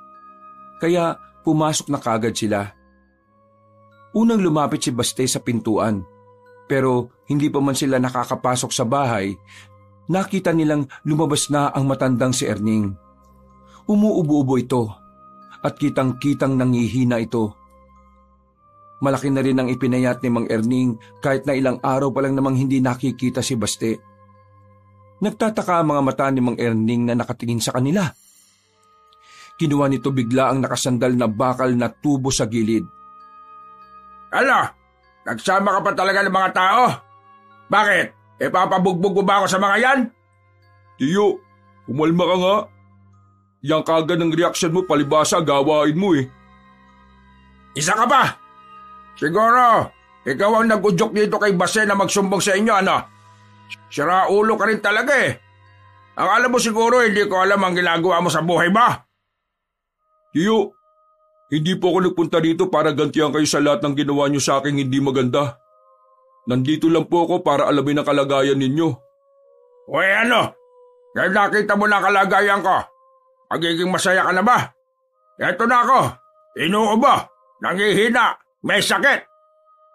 Pakiramdam ko nga malapit na ako mamatay O ano, magiging masaya ka na ba kasi ganito na sinapit ko? Kinakarma na ako. Simulan niyo ng magdiwang. Sa lahat po ng tao, kayong unang nakakaalam na hindi ko kayang gawin ang mga sinasabi ninyo. Kahit na kailan, hindi ko hiniling na mapahamak po kayo. At kahit na sinasaktan niyo po ako, minamaltrato, hindi ko kailanman inisip na sana karmahin po kayo. Gusto ko lang namang malaman na ayos kayo. Kasi kahit na wala akong maalalang masayang alaala kasama ka, iniintindi ko pa rin ang kalagayan po ninyo. Natameme ang matandang si Erning. Tila bigla itong natauan sa pinagsasasabi ng batang si Baste. Pagpapaalam na po ako sa inyo. Marami pong salamat sa pagpapatira niyo sa akin. alagaan niyo po ang sarili niyo ha. At kung sakaling magkaroon ng kaguluhan, magtago po kayo sa silong ng bahay. Siguro, niloloko mo lang ako, no? Kunwari, nagbabait-baitan ka tapos may gagawin kayo masama sa akin. Manimik ka na nga, matanda ka. Tigas din talaga ng pagmumukha mo no? Nagagawa mo pa talaga mag-isip ng mga ganyan kahit na ikaw naman na may kasalanan sa kanya? Anong klaseng kaluluwa ba meron ka? Pambira ka talaga, Tio Erning. Ahayaan mo na lang bang mamatay ka na ganyan pa rin ang ugali mo? Mawalang galang na po pero sana matuto po kayong tumanaw ng utang na loob. Dahil sa murang edad ni Baste, wala siyang ibang inisip kundi ang mapakain kayo. Tapos hanggang sa huli niyong pagkikita, ganyan kayo. Gusto niyo sapakin ko po kayo? Kuya, sabi mo kanina kalma. Tapos ikaw tong nakaalburuto dyan. Nagpupo-po ka dyan tapos sasabakin mo naman. Paano? Ngayon lang kasi ako nakakita ng ganitong klase ng tao Sige po, magpapaalam na po kami. Dumaan lang po kami dito para sabihin ko sa inyo ang pamamaalam ko. Palagi niyo pong ingatan ng sarili niyo ha. At sana tigilan niyo na ang pagsusugal at pagbibisyo. Nauna nang naglakad si Baste palabas ng bakuran. Sumunod na lamang din ang 3 sa bata. Noong mga sandaling yon, gumaan na ang pakiramdam ni Baste. Kahit na alam niyang malabong humingi ng tawad ng matanda sa kanya, ang mahalaga na lamang sa kanya ay napatawad na niya ito. Tunay ngang busilak ang kalooban ni Baste. Isang bagay na mas lalong nagustuhan sa kanya ng mutya ng bulalakaw. Ang pagkakaroon niya ng bukal na kalooban ang siyang mas lalong nagpapalakas ng kanyang mutya. Matapos ang madramang sandali, tumigil na muna sila sa isang karinderya. Sakto namang nakapagdala ng pera si Tommy kaya kumain na muna sila roon. Habang kumakain, naririnig nila ang pinag-uusapan ng mga kalalakihan sa kabilang lamesa. Ayon sa mga yon, may isang grupo na naman ng mga manunugis ang tinirada ng mga aswang. Kuya, wala bang ibang paraan para malaman natin ang susunod na galaw ng mga aswang? Hindi ko rin alam kung meron. Traidor kasi mga kilos nila Inuunan nila mga walang kalaban-laban. At kapag yun din naman ang pinrotektahan natin, ang aatakihin naman nila yung mga manunugis. Kaya kong malaman kung saan po sila nagkukuta. Pero kakailanganin ko ng mas malakas na katawan para magawa yun. Mas malakas na katawan? Pwede ka siguro uminom ng energy drink, mga 1 kahon. Uy, raulo ka ba? Di namatay ang pinsan mo. Mag-isip-isip ka nga. Hindi naman pwede sa bata yung sinasabi mo Parang nagbibiro lang Uy, seryoso tayo ngayon, Waldo. Sasamantalahin ko na po yung pagkakataon. Mag-iinsayo ko na mag-iinsayo para mas lumakas po yung katawan ko. Pagkatapos nilang kumain ay umalis na rin sila sa baryong yon. Bumalik sila sa bahay ni Tommy. At sa pagkakataong ito, isang masamang balita na naman ang narinig nila. Nagtindigan ang balahibo ni Tommy nang malaman na ang mga kasamahan niya nalagas na mga aswang noong gabi. Ang tatanga naman kasi ng mga kasamahan mo Alam naman nilang may mga aswang na sa mga baryo. Nakagawa pa talaga nilang mag-inom ng alak. Yun ang nakaabot na kwento sa kanila mula sa kakilala ni Tommy. Inis na inis si Arnel. Ayaw na ayaw niya kasi talaga ng taong tatanga-tanga. Tama lang pala talaga na umalis ka sa kanila, Teacher Tommy. Mga mukhang hindi naman pala sila nag-iisip Nagpapadala po sila ng mensahe. Ang mga pagpaslang pong ginagawa nila nagpapaiwatig na hindi nila tayo uurungan. Nararamdaman ko po, gumagawa na ng sariling akbang ang kanilang pinuno. At yun po, ang kailangan nating pagandaan. Wala nang sapat na panahon ng batang si Baste para makapag-ensayo ng maraming araw. Kaya naman kinabukasan ay puspusan na agad ang kanyang pagsasanay. Mas pinalakas niya ang kanyang pangangatawan. Sinamantala niya ang pagkakataon na wala pang paramdam ang mga nilalang ng kadiliman. Hapon lang nakapagpahinga ang bata ng mga sandaling yon. Pero dahil sa mutya ng bulalakaw, mabilis lang naman siyang nakaka-recover. Kaya ko na ulit. Magsasanay na po ako. Baste, huwag mo isagan ang sarili mo ha. Baka bigla ka naman magkasakit niyan. Kinagabayan naman po ko ng mutya eh. Kahit pa. Kung minsan, pati ang mutya ay napapagod din. Kapag ang nangangalaga sa kanya ay napapagod. Tumango na lamang si Baste. Sinunod niya ang sinabi ni Tommy. Umupo na lamang siya sa gilid ng malaking bato. Hindi pa po ba nakakabalik si Kuya Waldo at Kuya Arnel? Hintayin na lang natin sila. Ako man din nagugutom na. Sana nakapagdilihensya sila na makakain natin. Gusto niyo po ba manghuli ako ng isda dito sa ilog? Ikaw talaga. Wala namang isda dito sa ilog eh. Bakit po wala? Hindi tumatambay ang mga isda sa tubig na may malakas na agos. Kadalasan, sa mga tubig sila nakalmado. Sayang naman po. Mag-aalas 6 na makabalik ang dalawang binata. Imbis na matuwa si Baste at Tommy dahil makakakain na sila, nawala ang ngiti sa kanilang mga muka nang malaman ang daladala nitong balita. Kuya, yung mga aswang, nasa kabilang baryo. Malapit na sila dito sa baryo natin. Buisit!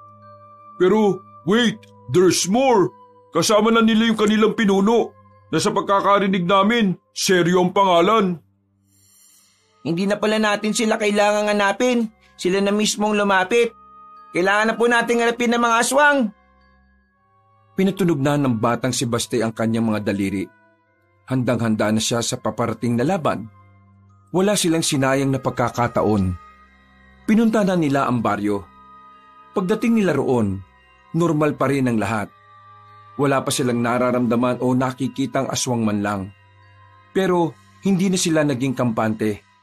Dahil sa pagiging tahimik ng baryo, nararamdaman ni Baste na paparating na ang mga magdadala ng kamatayan ng lahat.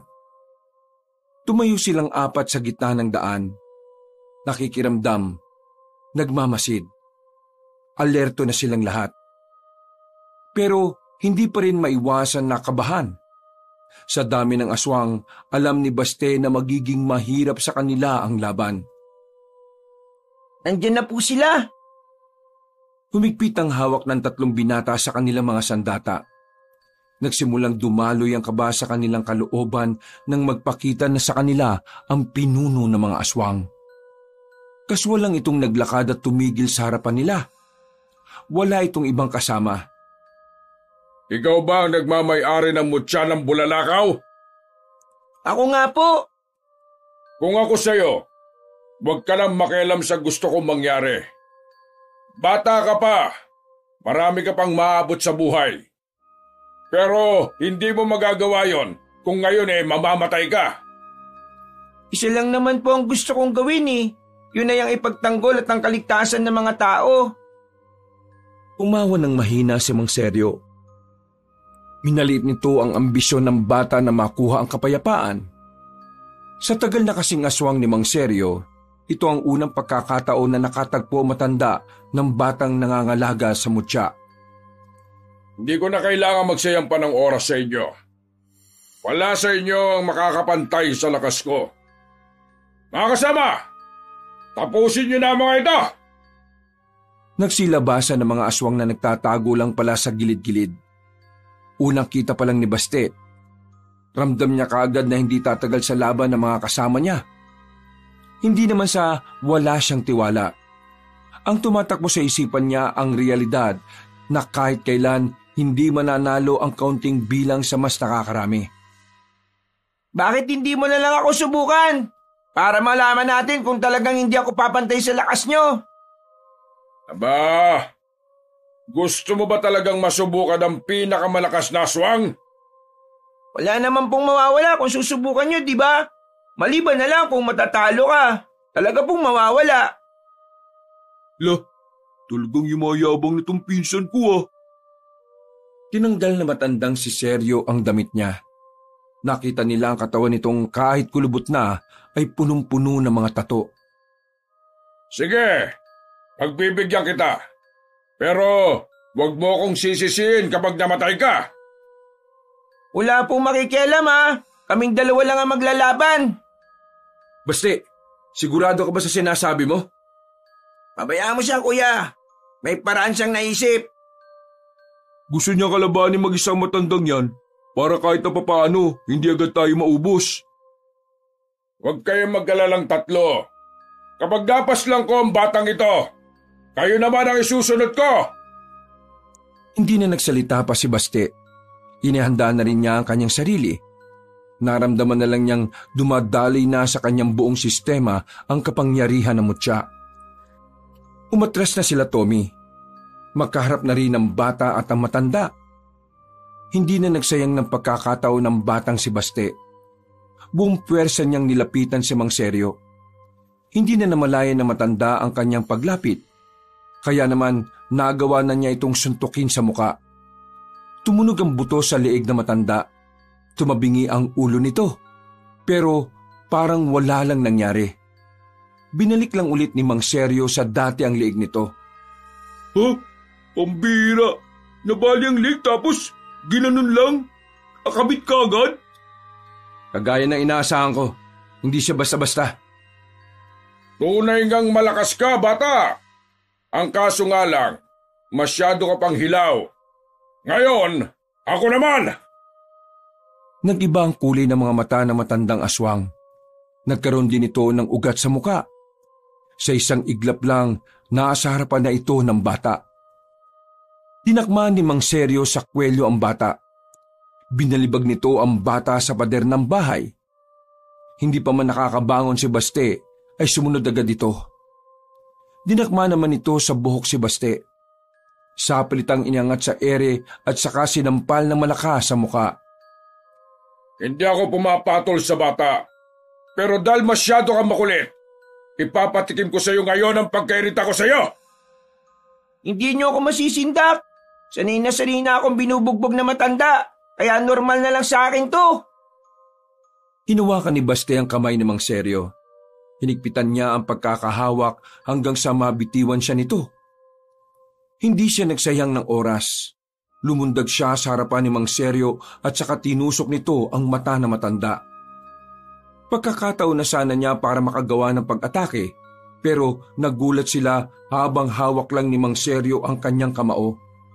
Kahit nakapikit ang matandang aswang, wala pa rin umuubra sa taktika ng bata. Alam mo ba na mga aswang ay kayang makipaglaban kahit walang nakikita? Kung hindi mo alam, ngayon alam mo na! Isang malakas na suntok ang pinakawalan ni Mang Seryo sa maliit na katawan ni Baste. Tumilapo ng bata sa harapan ng tatlong binata. Kita nilang dumurana ng dugo si Baste. Kaya naman pumorma na rin silang tatlo. Batid nilang hindi sila mananalo kay Mang Seryo. Pero wala na silang magagawa. Kailangan nilang kumilos para kay Baste. Magsitabi kayo! Wala naman akong pakialam sa inyo eh. Ang batang yan lang ang gusto kong makalaban. Nakita mo ng lupay-pay na, di ba? Hindi kami lalaban sa iyo ngayon. Wala kayong karapatan na lumaban sa katulad kong mataas ang antas. Lumayas kayo sa daraanan ka. Mataas na antas pinagsasabi mo. Bakit? Presidente ka ba? Kwento mo sa panot. Kasama! Lapain niyo mga yan! Umangil lang sabay-sabay ang mga aswang sa paligid. Hinanda na ng tatlong lalaki ang kanilang sarili. Numero 1 misyon natin sa oras na to. Protektahan si Baste Siya lang ang pag-asa natin. Lalaban tayo para sa kanya ngayon, hanggang sa kamatayan. Habang namimilipit ang bata sa sakit, nagsimula na ring umatake ang mga aswang. Kitang-kita ni Baste kung papaanong mahirapan ang kanyang mga kasama. Habang tumatagal ang laban, dumadami na rin ang sugat na natatamo ng tatlong binata. Walang panghinaan ng loob. Marami na tayong napapaslang sa kanila. Ngayon pa ba tayo susuko? Hanggang kamatayan na to! Hindi ako papayag na mamatay ng dahil sa mga mokong na to. Tanggapin niyo na lang na ang inyong kinatatayuan ngayon ay siyang magiging libingan ninyo. Muling nakipaglaban ng tatlo. May mga tinatamaan pa rin naman sila. Pero dahil nga sa dami ng sabay-sabay na lumalapit sa kanila, nasusugatan din sila ng mga aswang. Lumipas lang ang ilang minuto, nanlalambot na rin sila Tommy. Kaunting-kaunti na lang ay matatalo na rin sila. Hindi na nila alam ang gagawin. Tila ba binubuhos na lang nila ang natitira nilang lakas. Kaya ba? Kaya ko ba? Ako rin, kaya ko ba? Mas lalo naman ako. Kahit hirap na nilang igalaw ang kanilang mga kamay, hindi mararamdaman sa tinig ng tatlo ang pagsuko. Mas lalo pang nag-aalab ang kanilang katapangan para protektahan ang bata. Nasa mga sandaling yun ay namimilipit pa rin. Nakita ni Baste na malapit na rin bumagsak sila Tommy. Gustuhin niya mang tumayo pero mas lalo lang sumasakit ang buo niyang katawan. Kapangyarihan ng mutya ng bulalakaw, tulungan mo po kami. Matapos sabihin ni Baste ang mga salitang yon, bigla na lamang kumulog ng malakas. Naramdaman niyang nag-iinit ang bato na nasa tagiliran niya. Saktong pagdilat, tumama yun sa bato. Nakaramdam na matinding kuryente ang bata. Nangisay-ngisay ito sandali. Dahil dito, inakala naman nilang napahamak na si Baste. Maging si Mang Seryo din ay tumawa na lang sa sinapit ng bata. Pero ang hindi nila alam, ang kidlat pala na yun na kaloob ng kalikasan ang siyang magdadala ng kalakasan sa mutya ng bulalakaw para harapin ang mga aswang. Lalong-lalo na ang pinuno na si Mang Seryo. Bumangon ang bata, umuusok pa ang katawan nito. Nakatingin sa kanyang dalawang kamay. Tila nahihiwagaan na siya at tila namamangha sa kanyang nararamdaman. Ito na. Diyos ko, maraming salamat sa tulong ng minamahal mong kalikasan. Huminga ng malalim si Baste. Magsasalita pa sana si Mang Seryo pero nagulat siya nang muling lumiwanag ang paligid dahil sa kidlat. Nang mawala ang liwanag, nakita niyang nakahandusay na ang mga kasamahan niyang aswang. Sa puntong ito, natuwa ang matandang aswang. Pakiramdam kasi nito ay sulit na ang pakikipaglaban niya kay Baste. Pinahanga mo na naman ako. Ngayon, nakakasiguro na ako magiging masaya ako sa magiging laban natin. Ako si Seryo, ang pinuno ng mga aswang. Dinideklara ko na ang lahat ng nakalaban ko, ikaw ang pinakamalakas! Sumigaw ng malakas sa matandang aswang. Pinakita na nito ang malahalimaw nitong anyo. Nagkaroon pa ito ng sungay na paikot, na parabang gaya ng sakambing. Lumaki rin ang kamay nito. Kayang-kaya nitong dakmain ang mukha ng kahit na sino. Halika! Lumapit ka sa akin lang! Bumaon na lamang ang kamay ni Baste sa tagiliran ng matandang aswang. Kahit na matigas ang katawan nito, ay nagawa pa rin ni Baste na masaktan si Mang Seryo. Tumilapo na matanda sa mga drum. Pero agad din naman itong bumangon. Dahil sa pagkainsulto, ang matanda na mismo ang kusang umatake kay Baste. Sinuntok nito si Baste at tinamaan naman ito. Tumansik ang bata sa silong ng isang bahay. Lumapit doon si Mang Seryo pero nagulat na lamang siya nang maramdamang nasa likod na si Baste. Huli na nang lumingon siya dahil isang malakas na suntok na naman ang tumama.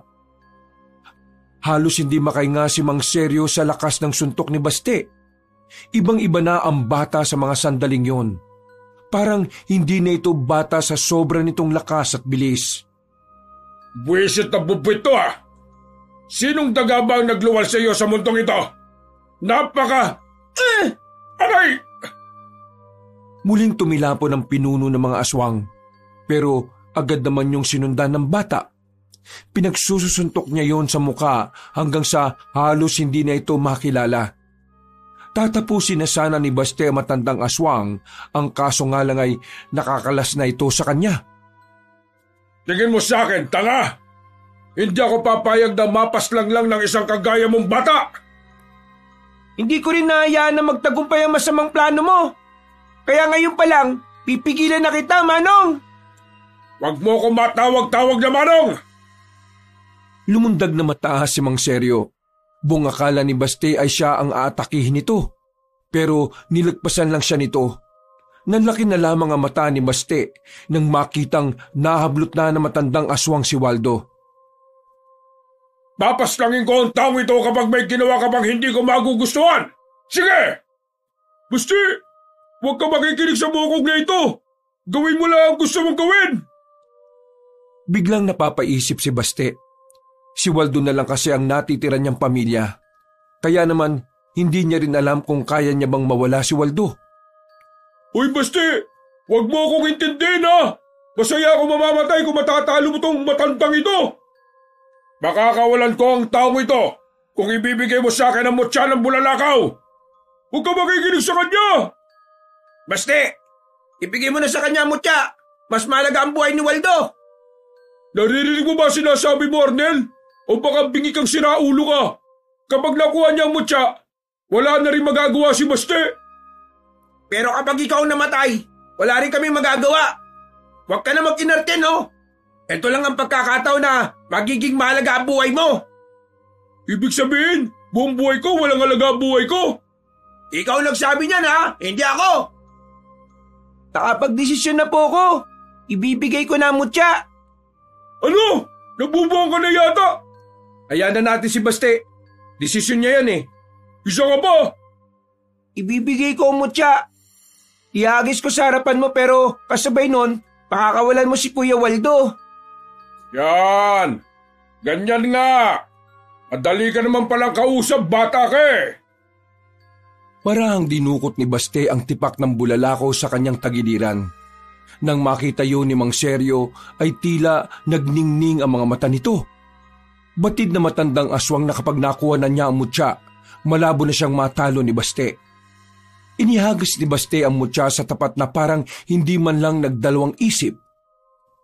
Oh, ayan ang mutya ng bulalakaw. Pakawala mo na si Kuya Waldo ko. Tumatawa-tawa pang itinulak ni Mang Seryo si Waldo. Nang masiguro ni Baste na ligtas na ang kanyang pinsan, saka sumilay ang nakakalokong ngiti niya. Pagdampot ni Mang Seryo sa mutya, nagulat ito nang bigla siyang mapaso. Kasing init ng nagbabagang metal ang init ng batong yon. Hindi mo ba alam na ang mutya ng bulalakaw ay hindi nagpapawak sa ibang tao o nilalang? Kaya naman, malabong mahawakan mo yan. Sa madaling sabi, naisahan kita. Bigla na lamang lumutang ang bato at saka tumungo sa direksyon ni Baste. Hinawakan niya ulit yun. Hindi ubra naisip mong paraan, Mang Seryo. At dahil alam kong mas uunahin mo ang mga walang laban, sisiguraduhin ko nang hindi mo na yung magagawa pa. Walang iya ka! Niloko mo ako! Tuso kang bata ka! Ang sabi nila, mapanlin lang daw ang mga aswang. Pero ngayon, napatunayan natin na mas mapanlin lang ang mga tao. Kaya sa susunod niyong buhay, hindi na kayo dapat magtiwala sa mga tao. Paalam po sa inyo! Muling pumorma ang batang si Baste. Nakita nilang tila umuusok ang kamao nito. Nagkaroon din ng malakas na hangin na pumapalibot sa bata. Ano yan? Ipo-ipo? Gumilit sila Tommy sa pagkakataong yon. Nang mawala ang malakas na hangin, mabilis na nilapitan ni Baste ang matandang si Seryo. Sinuntok niya ito ng malakas sa dibdib. Nang makita ni Baste na sumuka na ng dugo ang pinuno ng mga aswang, ginamit naman niya ang kaliwang kamao niya. Sinuntok niya ulit si Mang Seryo at sa pagkakataong yon ay tumilapon na ang matanda. Sumadsag pa ito sa lupa at saka tumama sa pader ng bahay. Hindi maaari. Hindi ako pwedeng matalo na isang bata lang. Hindi na bata ang isang batang kinapitan ng malakas na mutya. Una pa lang, ay alam niyo na yun dapat. Tuwang-tuwa ang matandang si Seryo. Bagay na ikinagulo naman ang isipan ng tatlong lalaki. Habang si Baste naman nakatingin lang sa nakahigang si Seryo. Akala niyo ba matatapos na ang angkan namin mga aswang kapag pinaslang niyo ako? Hindi! Isa lang akong sanga. Hindi niyo pa nahahanap ang puno. Kung kinakailangan na baliin namin ang sanga ng puno na sinasabi mo, gagawin ko yun ng paulit-ulit. Nilapitan ni Baste si Mang Seryo. Hinawakan niya ang matanda sa kwelyo at pinaupo. Isinandal niya yun sa pader. Unti-unting pumikit ang matandang si Seryo. Buong akala nila ay patay na ang matandang aswang. Pero pagtalikod ni Baste, bigla na lamang yung tumayo at takmang kakagatin nito ang bata. Pero mabilis na nakailag si Baste at saka nagpakawala ng suntok. Sa lakas ng pagkakasuntok niya sa dibdib ni Mang Seryo, lumabas ang buto nito sa likuran. Dahil doon, bumagsak agad ito at sunod-sunod na sumuka ng dugo. Nakatingin ito kay Baste. Mga ilang sandali lang ay nalagutan na ito ng hininga. Lumapit naman sila Tommy sa kanya. Sinilaban nila ng apoy ang katawan ni Mang Seryo. Natapos na natin ang laban. Nagtagumpay na tayo. Magkakahalong emosyon ang nararamdaman nila sa mga sandaling ito. Masaya sila dahil sa wakas, napigilan na nila ang kasamaan ng mga aswang. Malungkot din dahil sa kabila ng kanilang tagumpay, hindi may kakaila na marami din buhay ang nawala. Pagod na pagod ang kanilang katawan ng mga sandaling yon. Lupaypay sila nang makabalik na rin sila ng baryo. Napaiga na lamang sila sa bakuran. Napatingin sa kalangitan at sa mga bituin. Lawakas, makakatulog na rin ang maimbing. Kung nasaan man ang mga magulang natin, alam kong masaya na sila ngayon. Sana wala nang aswang dito sa atin, oh. Ang hirap ng ginagawa natin, eh. Kung sakali mang may aswang pa rin dito, hindi pa rin ako titigil na gawin ang tungkulin ko bilang tagapangalaga ng mutya ng Bulalakaw. Hindi matatapos ang tungkulin natin sa isang tagumpay lang. Magpapatuloy ito hanggat hindi pa tayo nakakasigurado na wala nang aswang sa bansang ito. Hanip, parang matanda ka na talaga magsalita ngayon, ha? Tama na muna siguro yung usapan na ganito. Tumayo na tayo at gamutin natin ang mga galos natin. Kinaumagahan, bumalik na si Waldo at Baste sa kanilang baryo. Maging sa kanilang baryo, pumutok din ang balita na si Baste at ang 3 binata ang nakatalo sa mga aswang. Dahil dito, nakilala sila sa kanilang kabayanihan. Marami ang humanga sa kanila. Habang naglalakad, nakita nila si Mang Erning.